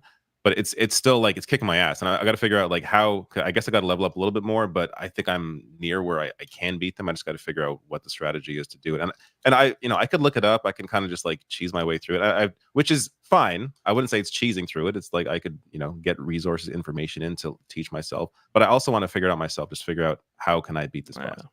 Mm-hmm. Oh, you want to talk Yeah. about fucking crazy boss fights? Fucking Metal Gear, dude. I was gonna say Metal Jesus. Gear Rising. I cheese Sundowner, who's like this big American guy, because if you don't get him out of his first phase, he doesn't go like insane, like flying around the map. So I cheesed him by keeping in his first phase, and I beat him that way. Where it was just like I forgot you have to go into like the slash mode, and I didn't do that. So I did it on stream as well, and I was just feeling so good. But I was like, why would you even take him out of the first phase? He gets harder. So I just kept him like at this level. So Dude, yeah, Metal Gear's Gear crazy. Metal Gear 3, there's a scene where like all of the major bosses that you're gonna fight are there, and there's one guy who you fight in Metal Gear Solid 3 who's like a sniper, right? Okay. Oh, spoilers, so everyone, because the remake's out next year. So just little. Sorry, spoilers. Yeah, spoilers. Metal Gear Solid 3. I know it came out 20 years ago, but- kill that guy before you play. So I shot him, and you see him like he's like asleep in his wheelchair, and then he wakes up. He's like, and he starts to get away, right? But I killed him. And then I got to the game. I was like, yeah, that game was really cool. The bosses were all right, but they were pretty cool. It's like, oh man, the end was a great boss fight. I was like, who's the end? He's like the old guy. Yeah. Like, oh, I killed him before I got. And he's like, and my friend was like, you missed the best boss fight of the game. Oh, What did you Because do? you pre-killed I him. was like, oh no. You can beat him another way in the game. You leave your PS2 off for 2 weeks, come back, and he's died of old age. That was in the original game. Like Oh yeah. if you quit just before and came back 2 weeks later, your calendar would be updated, and you just find him dead on the floor. So I really so appreciate insane. Kojima. That's hilarious. That's funny. She was crazy, dude. By the way, I did get the collection, the Volume 1 Metal Gear Solid collection, and I nice. booted up the first game, and I'm gonna wait for the remake of 3. It's a Yeah, little the bit first dated, game is- you know. the first game is so dated.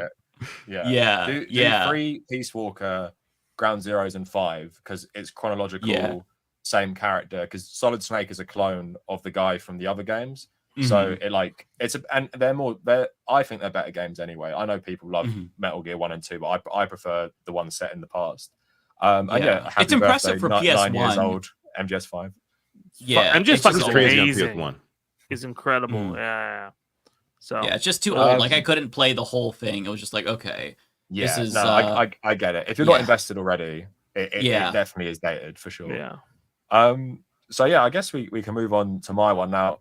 If anyone wants to like walk off and get a drink or anything while I talk about this, I totally get it because I'm definitely going to balance it with people watching and talking to you guys. I was trying to make the decision today because I was like, I love Star Wars so much. I know most of them won't know what the fuck I'm talking about. So when I talk about the context of everything, also, if anyone has any questions, I mean, you can give them to me now and I can try and answer them while I talk about the game. So yeah, I played. I hear the 8.5 stealth. hours. I hear there's like a lot of stealth, and I'm not really into the idea. Or no, sorry, the stealth is fine, but it's like insta. Like you get caught and it's insta fail. Like I hate that shit. Stealth. Yeah, So- I hate that shit too. So first off, the 2 questions I have are I hear there's only like kind of like one, like very few weapons in the game, and B, are you one of those woke DEI cuck bitches Cuck soy boy. who just want Star Wars to be about vaginas? Go. Yeah, my question along those lines, Cav, the actress. Along those lines, Cav, I hear that the game is censored because the main character is not hot, and that really bugs me. Because if I'm gonna play, I want a beautiful character on the screen, so I can't play it because of that reason. So, but also, if it's too hot, I'm gonna feel threatened personally. Right. So right. She can't it's be gonna too be like the powerful. She right can't be too amount. assertive. You got to be a Right. 9.5. But if you're a 10, get the fuck out of here. It's unrealistic. All right. So You have to be. Yeah, so I would say, and I made a whole video of this, conservatives have absolute porn brain. This person is so attractive. Kay Vest, the main character, she's so attractive. You like her so much, and I think the performance is very good. Because I thought when I'm going into it, she's going to be very quippy, like Nathan Drake. I think it's a bit more like subdued. She is funny, but not like crazy funny, like quips all the time. In terms of the wokeness stuff about Star Wars, I'm just never going to understand that, to be honest. Like Star Wars has always been left wing, always been woke, like multicultural, lots of like, you know, especially Star Wars has always had complaints though too, like since the 70s. Like people were mad about people canceled Star Wars over the fucking Ewoks.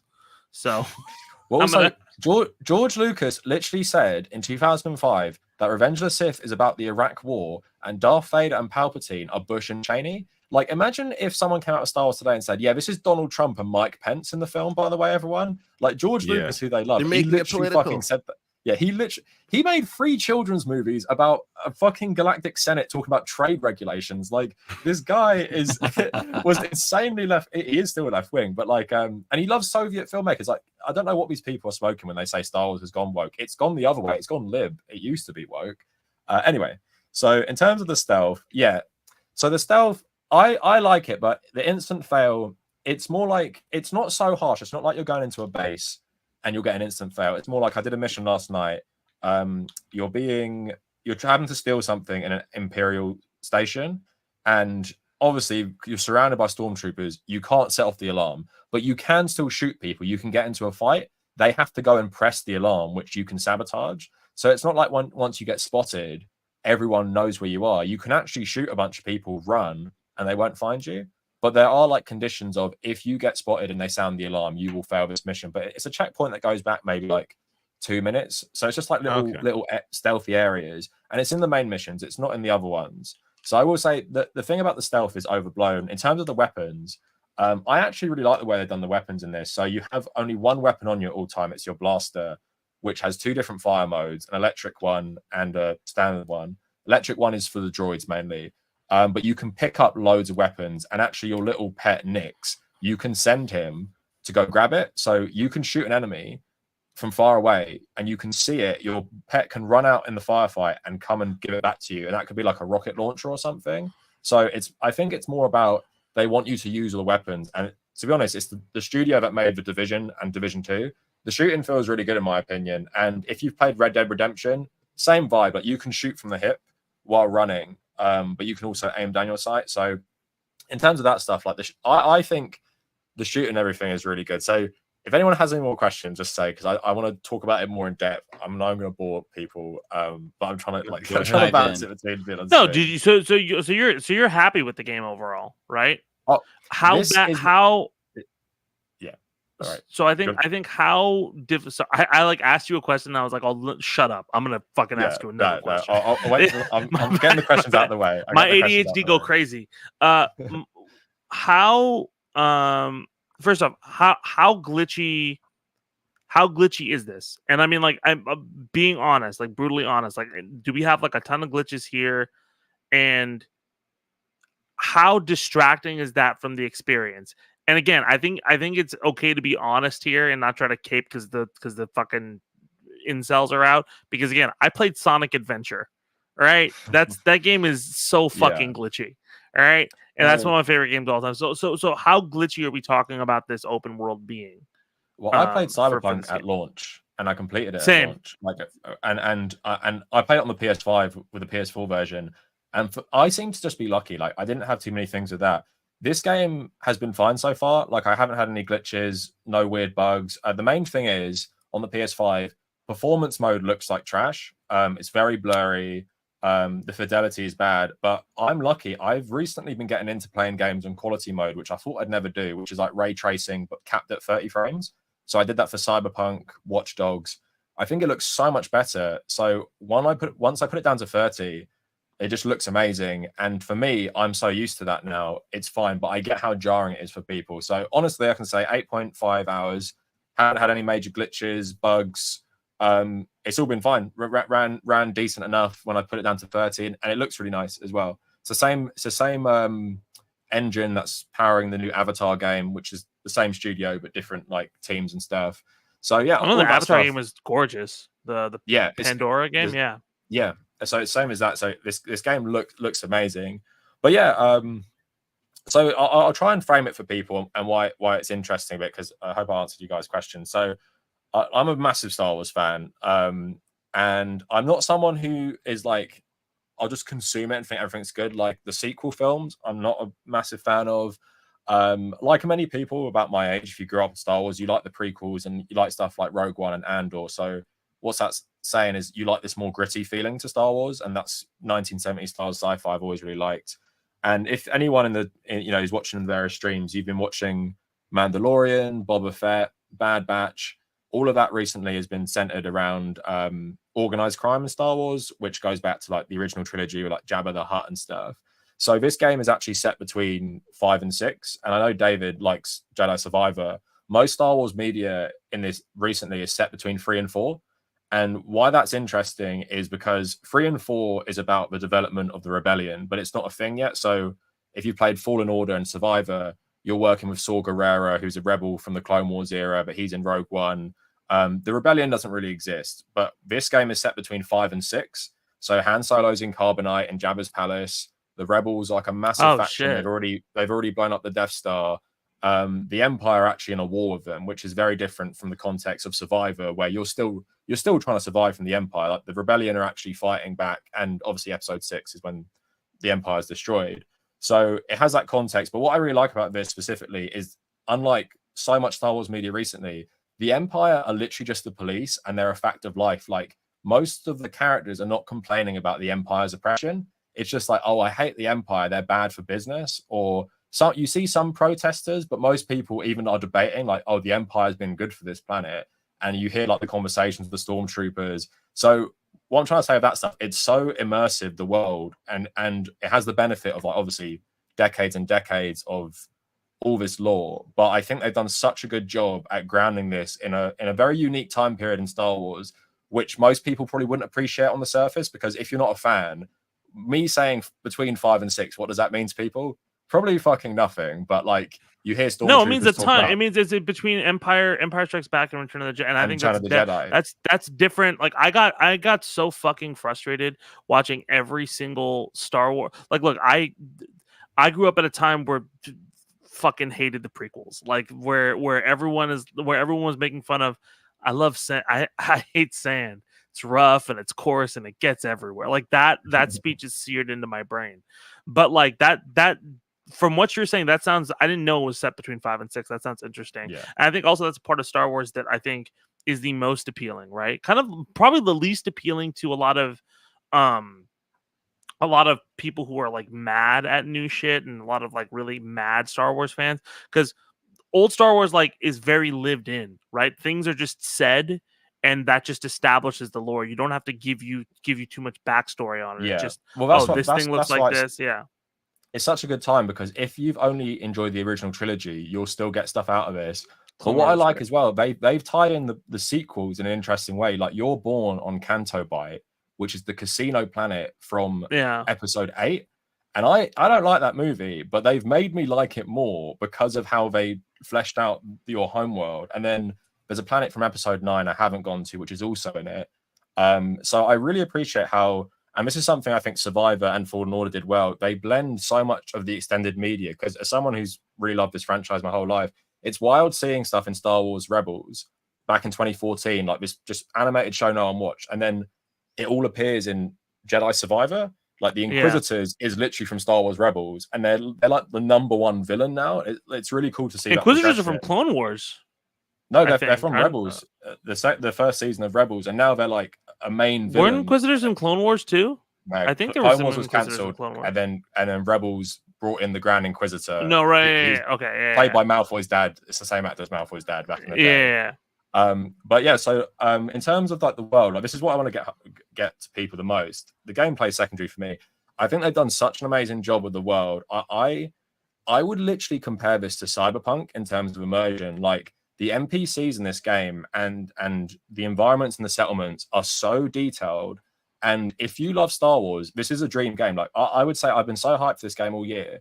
And it's so rare that I'm really satisfied. And they've taken so much inspiration from 1970s movies and 80s. You can, it feels like Blade Runner to me a lot of times, just like in this very dirty, grimy setting, all these aliens that you've like grown up really liking, they're speaking different languages. And I've taken so many photos already because existing in this world is just so fun. And that's why I'm so happy they've nailed the other stuff on top of it, because this would be enough for me. The moment I stepped out of your like attic room in the bar and going through it, I was like, this game, they've done such a good job. That's how I can't even believe some of the scores I'm seeing. I saw Greg Miller, kind of funny, give it a 4 out of 10. I'm like, you are crazy. Like this game, like even if it's generic or whatever, the level of detail and effort put into this, I can't think of too many games that are rivaling it right now. And you can see the passion of the devs in it. So if you just want to exist in Star Wars, if you love Star Wars, you just have to play this game. Like even if you don't love Ubisoft, you don't love third-person shooters, if you like Star Wars in any capacity, you will like this game, because it's just so fun to just walk around and look at stuff and be like, it's like Disneyland. It's like, oh my, I can't believe for the first time ever. And that's why I haven't got to Tatooine, but I'm looking forward to it so much because it's such an iconic location. I'm thinking about all the places I can go, like Ben Kenobi's house, Luke Skywalker's house, Jabba's palace. I'm pretty sure all of them are in it. And it's like, I can walk to that through a desert at my own pace, like with a beautiful like day and night cycle, weather effects. And I'm like, that's just the dream game for anyone who likes Star Wars. So if I'm trying to sell it to people, it just feels like such an authentic experience. And also it's really fun to play. And I'm surprised at how much I like the shooting, how much I like this. Even if you watch gameplay, I will say it doesn't look that good, but you have to play it, because even the speeder bike, it just feels so good to drive. And I was looking at that. You're the first person I've heard say that. Like the one complaint that seems to be universal is the speeder bike is terrible to drive. No, it feels good. But here's the problem. One reviewer I watched said they finished the game in 20 hours. You have to upgrade. Like one of the early side quests is upgrading your speeder bike. A lot of people won't do that. So you're driving a slow bike that can't jump. My bike can boost and jump, and it feels nice. But if you're rushing through this game, which I think is like insane behavior, basically, you're going to get through the game where you're going to be quite underpowered. But if you bump down the difficulty, you probably get through it all right. And I just think, sorry, are there other things you can drive in the game, or is it just a speeder? So there's spaceship as well. There's space combat. But like on the ground, is there like, can you drive anything else? So apparently, I don't want to spoil it, so I haven't been looking stuff up. You can ride a Bantha in Tatooine, which is like this big mammoth thing. I'm pretty sure I've seen that. There might be a speeder car because I saw like blanked out things of vehicles. I haven't touched any of that stuff because I'm still on the first planet, which most people by this point I think are getting through it. But I'm just trying to enjoy it because I'm like, you know, you might not get a Star Wars Outlaws 2. There might not be an open world Star Wars game for like another 10 years. We got the third Survivor coming out, but that's not going to be open world. So it's like I'm just going to enjoy it right now. I do want to say this, Cav, because I think actually. So look, like I think we're all familiar with review bombing, correct? Right. Yeah. So look, like if we're looking at the Star Wars, because I'm looking right now at the Star Wars Outlaws Metacritic, right? 76. Like 40, it's not bad. 46 user, isn't it? No, it's 52 user, which is pretty fucking good for a review. So the fact that like that sounds so weird, but like if it's a 5.2 on and there's been a massive review bomb campaign, that's pretty solid, man. Well, like that means that the I think. Huh? The word of mouth online beyond like grifting YouTubers has been really solid. Like on threads, which is more wholesome, you just see so many people saying, I thought this would just be like Assassin's Creed Star Wars, but this is actually like so good. Like I'm so surprised at how good this is. Well, I think that was actually a pretty smart. Like, look, we were talking about Concord when we started this. Like, that was probably. I think Ubisoft kind of clocked that it was going to get a lot of hate, so they did that whole thing where I remember there was 1 week where there was like a preview week of Star Wars Outlaws, and a bunch of art. There was an IGN video and like 3 other preview videos where people came out and were like, actually this game's kind of sick, right? Yeah, and then there was silence, and then the game came out and it got the things that I've heard through the grapevine are game is really good or game is very glitchy, right? Yeah. But it's a Ubisoft game. It is a Ubisoft. It's a cool Star Wars Ubisoft game, and that's been kind of the thing that's been peering through. And if I work in the fucking culture war where everything that people hate rises to the top, that's not a bad narrative to have. Yeah, you know, but that means that a lot of that stuff isn't bleeding through as much. Yeah, but also people underestimate how much Ubisoft has a good reputation with casual gamers. Like, I know so many people in my life who play COD and FIFA, but they'll pick up Assassin's Creed, and it's like they will not play anything else usually. But it's like, oh, they'll be like, how about that Star Wars game? And also, I will say, if you're like thinking this is Ubisoft and I won't play it, I will say this game does not have loads in common with Assassin's Creed. As someone who's played all of those games, I'm surprised at the quality of everything, like the animations. I'm trying to see when I'm playing this game, can I see Watch Dogs in this? Can I see Assassin's Creed in this? I really can't see a lot of them. Watch Dogs might be the closest one, but it's like it feels very unique. And I think if this was like Square Enix, EA, this game would be praised a lot more. I think because it's Ubisoft, it's got a meme reputation. It's all the same. It's all like Watchtowers. I do get one. I do get one criticism though, like they paywalled like the Jabba the Hutt stuff, like at launch. So like that I think is the biggest section is paywalled. You have to pay extra for a whole completed section of the game. As someone who plays like all Ubisoft games, I will say what they paywalled will be so insignificant, and they'll give it to you for free in a month because they did the same thing with Assassin's Creed Valhalla with Beowulf. They did the same thing with Assassin's Creed Mirage with Alibaba. It's like they give you this quest with like maybe like a fancy name. It's not even that good. And then later on, they'll release it for free. So that's why, like, I always know the discourse around Ubisoft games. People don't play them. I'm not saying it's a good thing. I'm not defending it. But I'm also saying I know the quest that has been gatekeeped. Yeah. Jabba the Hutt is the leader of one of the main factions in the game. You interact with him plenty, like with all the leaders. It's not like you can't talk to Jabba unless you pre-order the game. And there's a DLC coming out about Jabba as well, like a full DLC. So I will say, like, yeah, I get it. It's not great. And also the narrative, like, oh, this game's $100. I bought it for $50. Like, I pre-ordered it. Like, it's not $100 unless you buy the collection, but just like the pre-order, whatever. But just don't ever do that. Just buy it for $50 on like a storefront, and it's fine. So yeah, I would say to any of you, if you have an past interest in Star Wars, and I would say actually this game is closer to Red Dead Redemption 1 in terms of structure than anything I've played off Ubisoft. Like, I was getting major Red Dead 1 vibes.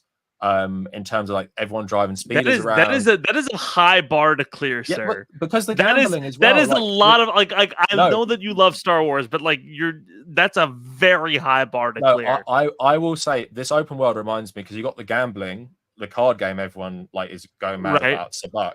It reminds me of the poker in Red Dead. Just like the open world itself just reminds me in structure. Like you have these big settlements and these little towns. I think it's not. I'm not comparing it to the quality because Red Dead still holds up. But if you're going in thinking this is Assassin's Creed Mirage, I think of it more like Red Dead Redemption 1 in terms of open world structure, and I think that's closer to it. And yeah, just to end this, I could talk about this all day if I wanted to, but I just wanted to, because I know Zed, you'll have thoughts on this, and everyone will. But with David as like an ending point, I think this is good because we can talk about all the games we spoke about. So I'm done speaking, but I'll frame the question. So with YouTube reviewers, and you're talking about like, especially with Concord, the click culture, like you have to basically dig the knife in when a game's going down. I just want to get you guys' thoughts on like how much this actually influences people, because when you're online, you feel like this is the narrative. So when I read Star Wars Outlaws stuff, mainly people just dismissing it as, oh, it's more Ubisoft crap. Then some people will be defending it, like with the Avatar game, like, no, it's actually pretty good. It's not just Far Cry, Avatar, or Assassin's Creed Ubisoft, Assassin's Creed Star Wars. But with Concord, it was like the game was never given a chance. And we spoke about this on the DMs, just like with Skill Up's review, where he should be using his platform, you feel like, to promote how good this game is. He and liked no, this actually, is so. I want to be clear. It isn't the usual Skill Up guy. It's like Austin who does also reviews for. But like I love their channel. Like they do great work. I think they do great coverage of stuff. But the review is like he really he loves the moment to moment gameplay. It may have been his review or the IGN review. I'm not for certain, but one of them said, "I rather play this than any other free to play competitive shooter," and then he doesn't recommend the game because but largely it's like so there are fair criticisms about like the Galactic guy, like all this text and not the story isn't delivered properly and issues like the unlockables aren't, I gotta say, they aren't great. Like it's like color changes, like there really should have been a lot more there. But again, it's like this is a complete game. It's not battle pass, like but loving the game and not recommending it to me is like largely based on Steam numbers, because that was the main complaint in the review, is absurd to me. And it's like a PlayStation review game. should be a review of the game. You should. I think it's worth mentioning. Hey, not many are playing this right now. Just be aware. But this is a great game. I think you should play. Give it a chance. Like it's insane to me to base the conclusion of a review off of Steam concurrence, especially a multi-platform game where I was having no issues the first week finding matches. No, like even this week, to be honest, like this morning I played a couple matches. Like it's taking a little longer, but I'm finding matches. But the first week there's no issues, and I was playing crossplay, like it's crossplay PS5, PC. So to complain about Steam concurrence because they didn't look good, but you could find a match, to me is nuts. Yeah, and do you Comment think it's section just is like so vicious. Sorry? right Comment now? section is saying cope and seethe about Concord, and they're commenting on my resting bitch face. Okay, I told you all, it takes me a while to wake up in the morning. I haven't taken a shower yet. Get off my balls. So I was just for anyone who wants to jump in on this one. So not what you said, but like with what David was saying about the YouTuber stuff. So I just feel like so G-Man Lives, I think his name is, his Australian YouTuber. He put out a preview saying Star Wars Outlaws was good. He then privated it because all the comments were saying it was trash and they couldn't believe he was recommending it. So even with Skill Up, do you think with YouTubers, they just have to give into this culture so much where even if you really like something like Concord, you've got to end it by saying, don't buy it though. Like you guys, my community could actually give a life to this game. Don't buy it. Some don't, and honestly, this whole experience with Concord has taught me who to trust and who not to trust. The Easy Allies review, like their podcast, I didn't really pay too much attention to. I watched their discussion on Concord. They're critical, they're fair, like of the issues that are wrong with it, but they fucking love how the game plays. And I'm like, these guys get it. They're not afraid of like being honest about what the game is. Yeah. They actually they gave Easy Allies is pretty. Didn't play the beta because he didn't like the aesthetic, which again, a lot of people didn't give it a chance. He actually played the final game, loves the game. And Michael while Huber also being was the guy critical who of the issues that are worth being critical over. These things, maybe I'm just a boomer, but I feel like these YouTube gaming channels don't really affect my opinion on a lot of things. I'll look at some reviews. I have a couple of go-to ones, Game Ranks. I'll look at IGN, just because the number, like, I don't know, I like the number system still. But IGN's decent, to be fair.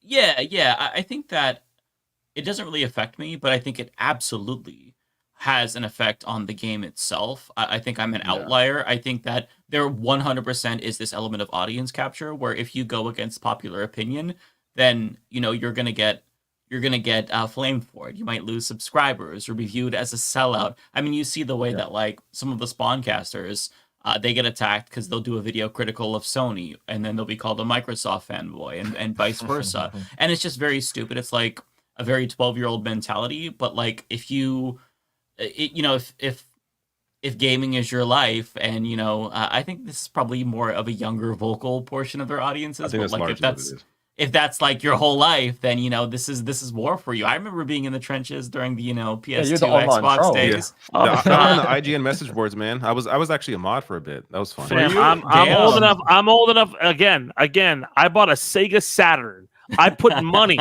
on a fucking Sega Saturn to be like, nah, this is gonna work out. Yep. How did it work out, guys? I was a GameCube dick rider because that was all my parents could afford to get me. But you're the kid. Mike, if you ever compare a GameCube to a Sega Saturn, I will fly down to Portland personally. Oh no, Sega Saturn. I had a Wii U. I had Breath of the Wild on the Wii U. I had a Wii U as well, Cav. I had a Wii U. Yeah. First off, the Wii U had the midnight launch for the Wii U. Can you believe the that? only console The Wii U, I haven't bought. The Wii U had incredible games while being a terrible system, and I will 100% say that because like it's what like if you play a I was talking about the Sega Saturn. Sega Saturn was an all right system with some kind of good games, right? Dreamcast, amazing system, amazing games. The Wii U, amazing games, terrible system. The fact that I have to like start the Wii U and then it's like, hey, where's your giant slab? It's not charged. I'm like, oh, fuck, okay. See, I was just this fucking slab. I was so hyped up on the Wii U because I was so disenfranchised or disillusioned with Nintendo because of the Wii. Because it felt like they just were like, fuck all the hardcore gamers, we're going after the casual gamers. I'm like, okay, well that's stupid. I don't want to play Wii Fitness or some fucking tennis game. Like, I mean, that's fun, but I want the real games, and they didn't give us that. So like, I wanted to reward Nintendo with my money to say, this is what I want: a normal controller where I'm not doing this. Like, give me more of this, and then it bombed.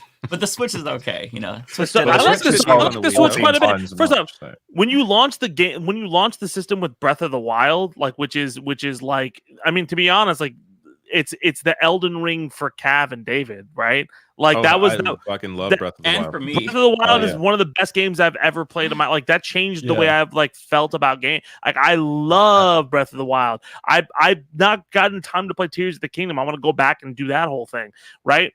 Metroid Prime Reloaded, like which I just beat. I don't have it on the desk. Metroid Prime Remastered. I just beat it. Like finally, that's a game that I got at launch on the GameCube when it came out, 2002, November 18th, 2002. I fell off it. I think I just got stuck somewhere, and I finally this weekend beat the game. Saw the ending. Nice. it was a great feeling. It looks great. The remaster on Switch. Sorry, it looks amazing. The remaster looks so good. It's amazing what the Switch is still doing. There's one point I wanted to make, Cap, to your question from like minutes ago. I think discourse online, like shitty discourse online, affects largely affects new IP. That's why Concord sunk, and Star Wars Outlaws is going to be fine because it's Star Wars.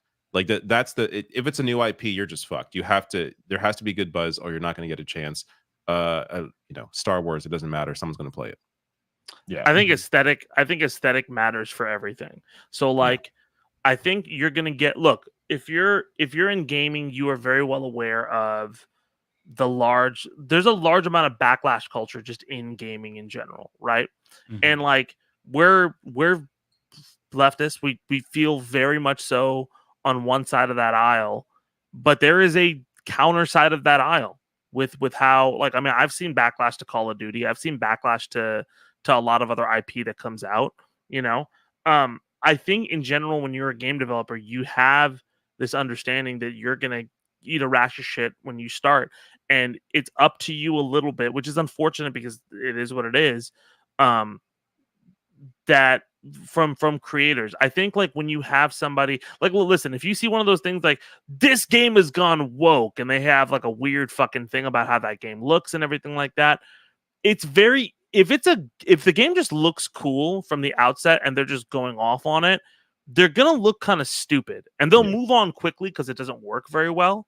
But they're gonna look kind of stupid because, and if they sustain, it's a sunk cost fallacy where it's gonna go, right. Which is kind of, I think, what's happening with Star Wars Outlaws a little bit, Cav. Like, it had that good amount of press. It's not profitable for people to. It's probably profitable for Star Wars haters to shit on for a little bit, but it's not going to be something. It'll probably do pretty well overall. Yeah, it's a more fringe thing with Star Wars because you have the Star Wars fan community as an offshoot of the conservative fan community. So it's like, if you're not into Star Wars fandom, most people will play that game if they don't dismiss it, and they'll be like, "This is solid. Like this is a 7."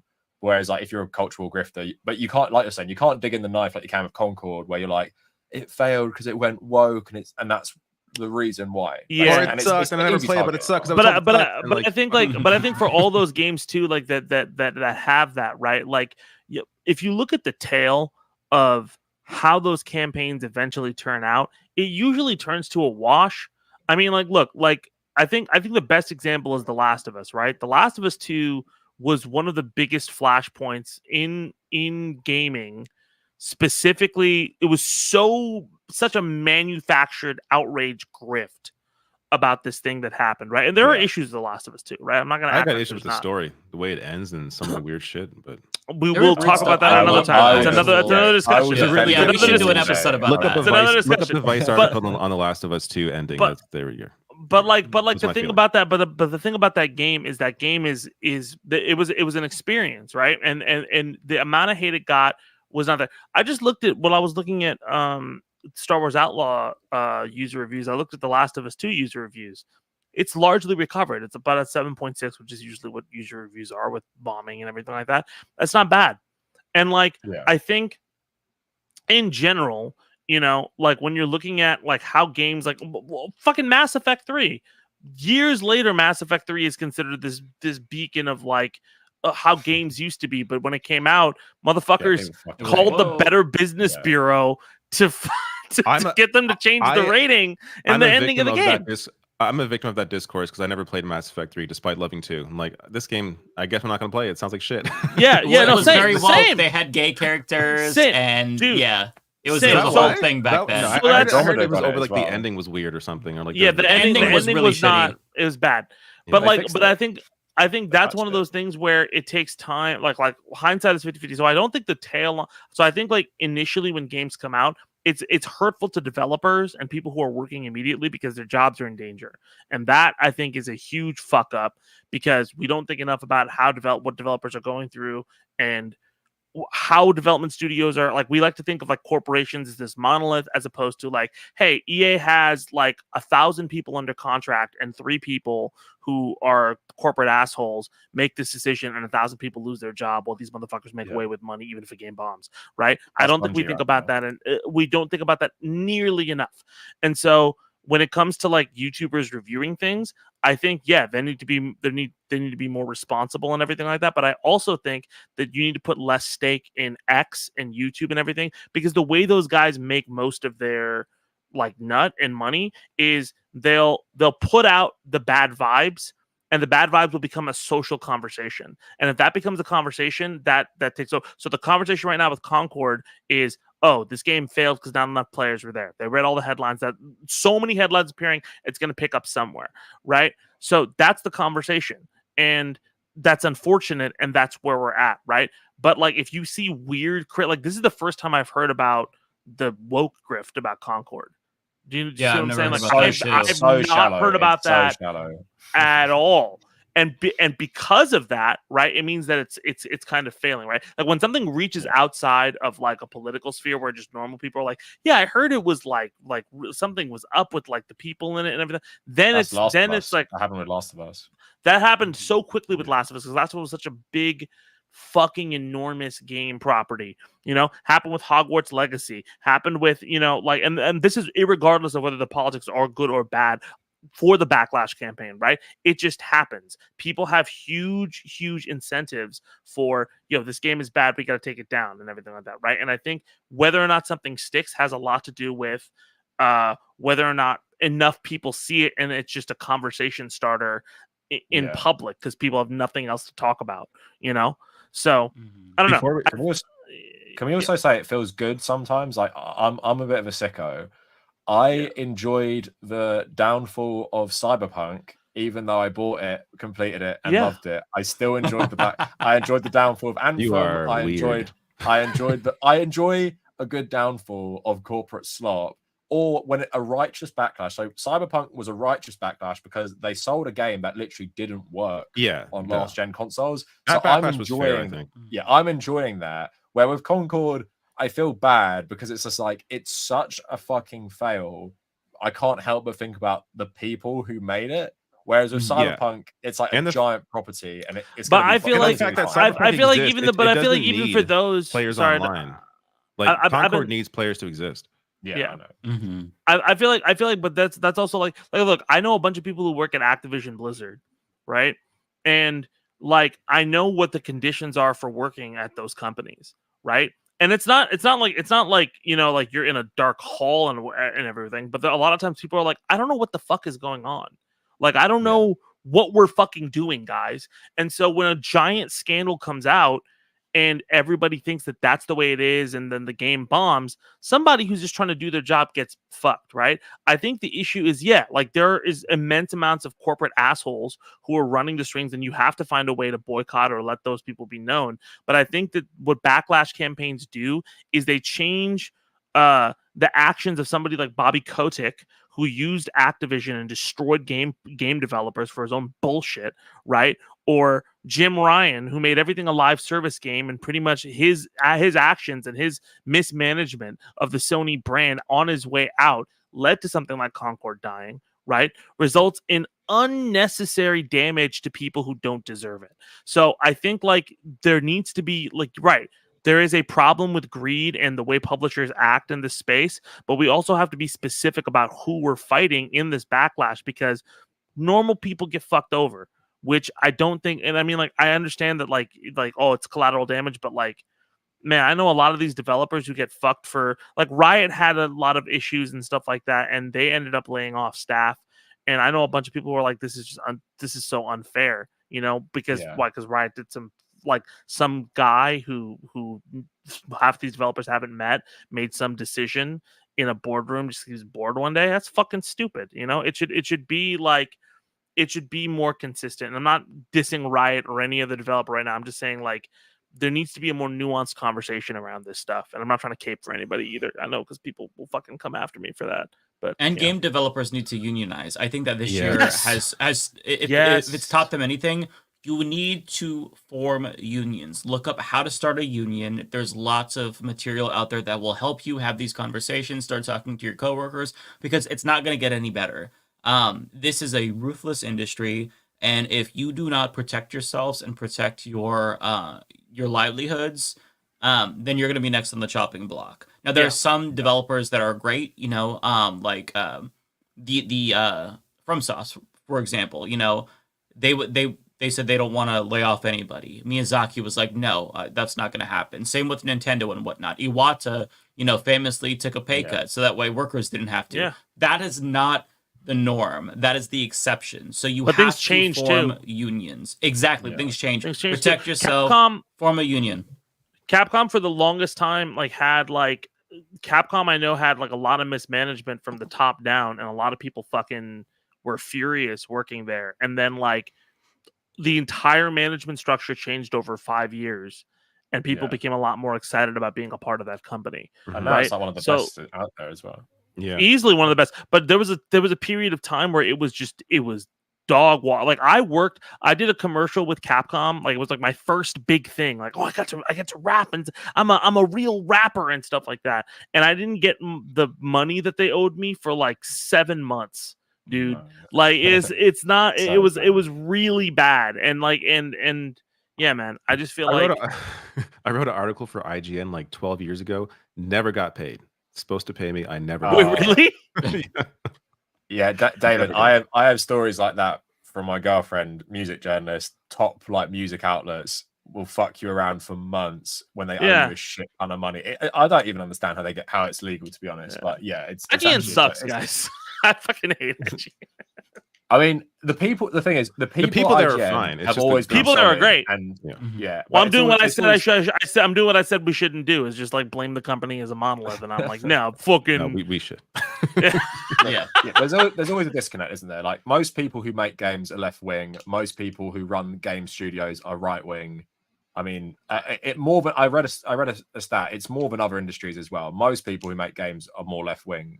So it's like People generally are left wing. Like, Dude, in general, you know? I worked at But Apple. I worked ideologically, at I'd say. Apple. You would think that everybody was corporate there. I worked at Apple, and like literally everybody, like a ton of people who I co-worked with were very, very super leftist about a lot of stuff, right? You know, but Apple's got to be centrist because of the brand.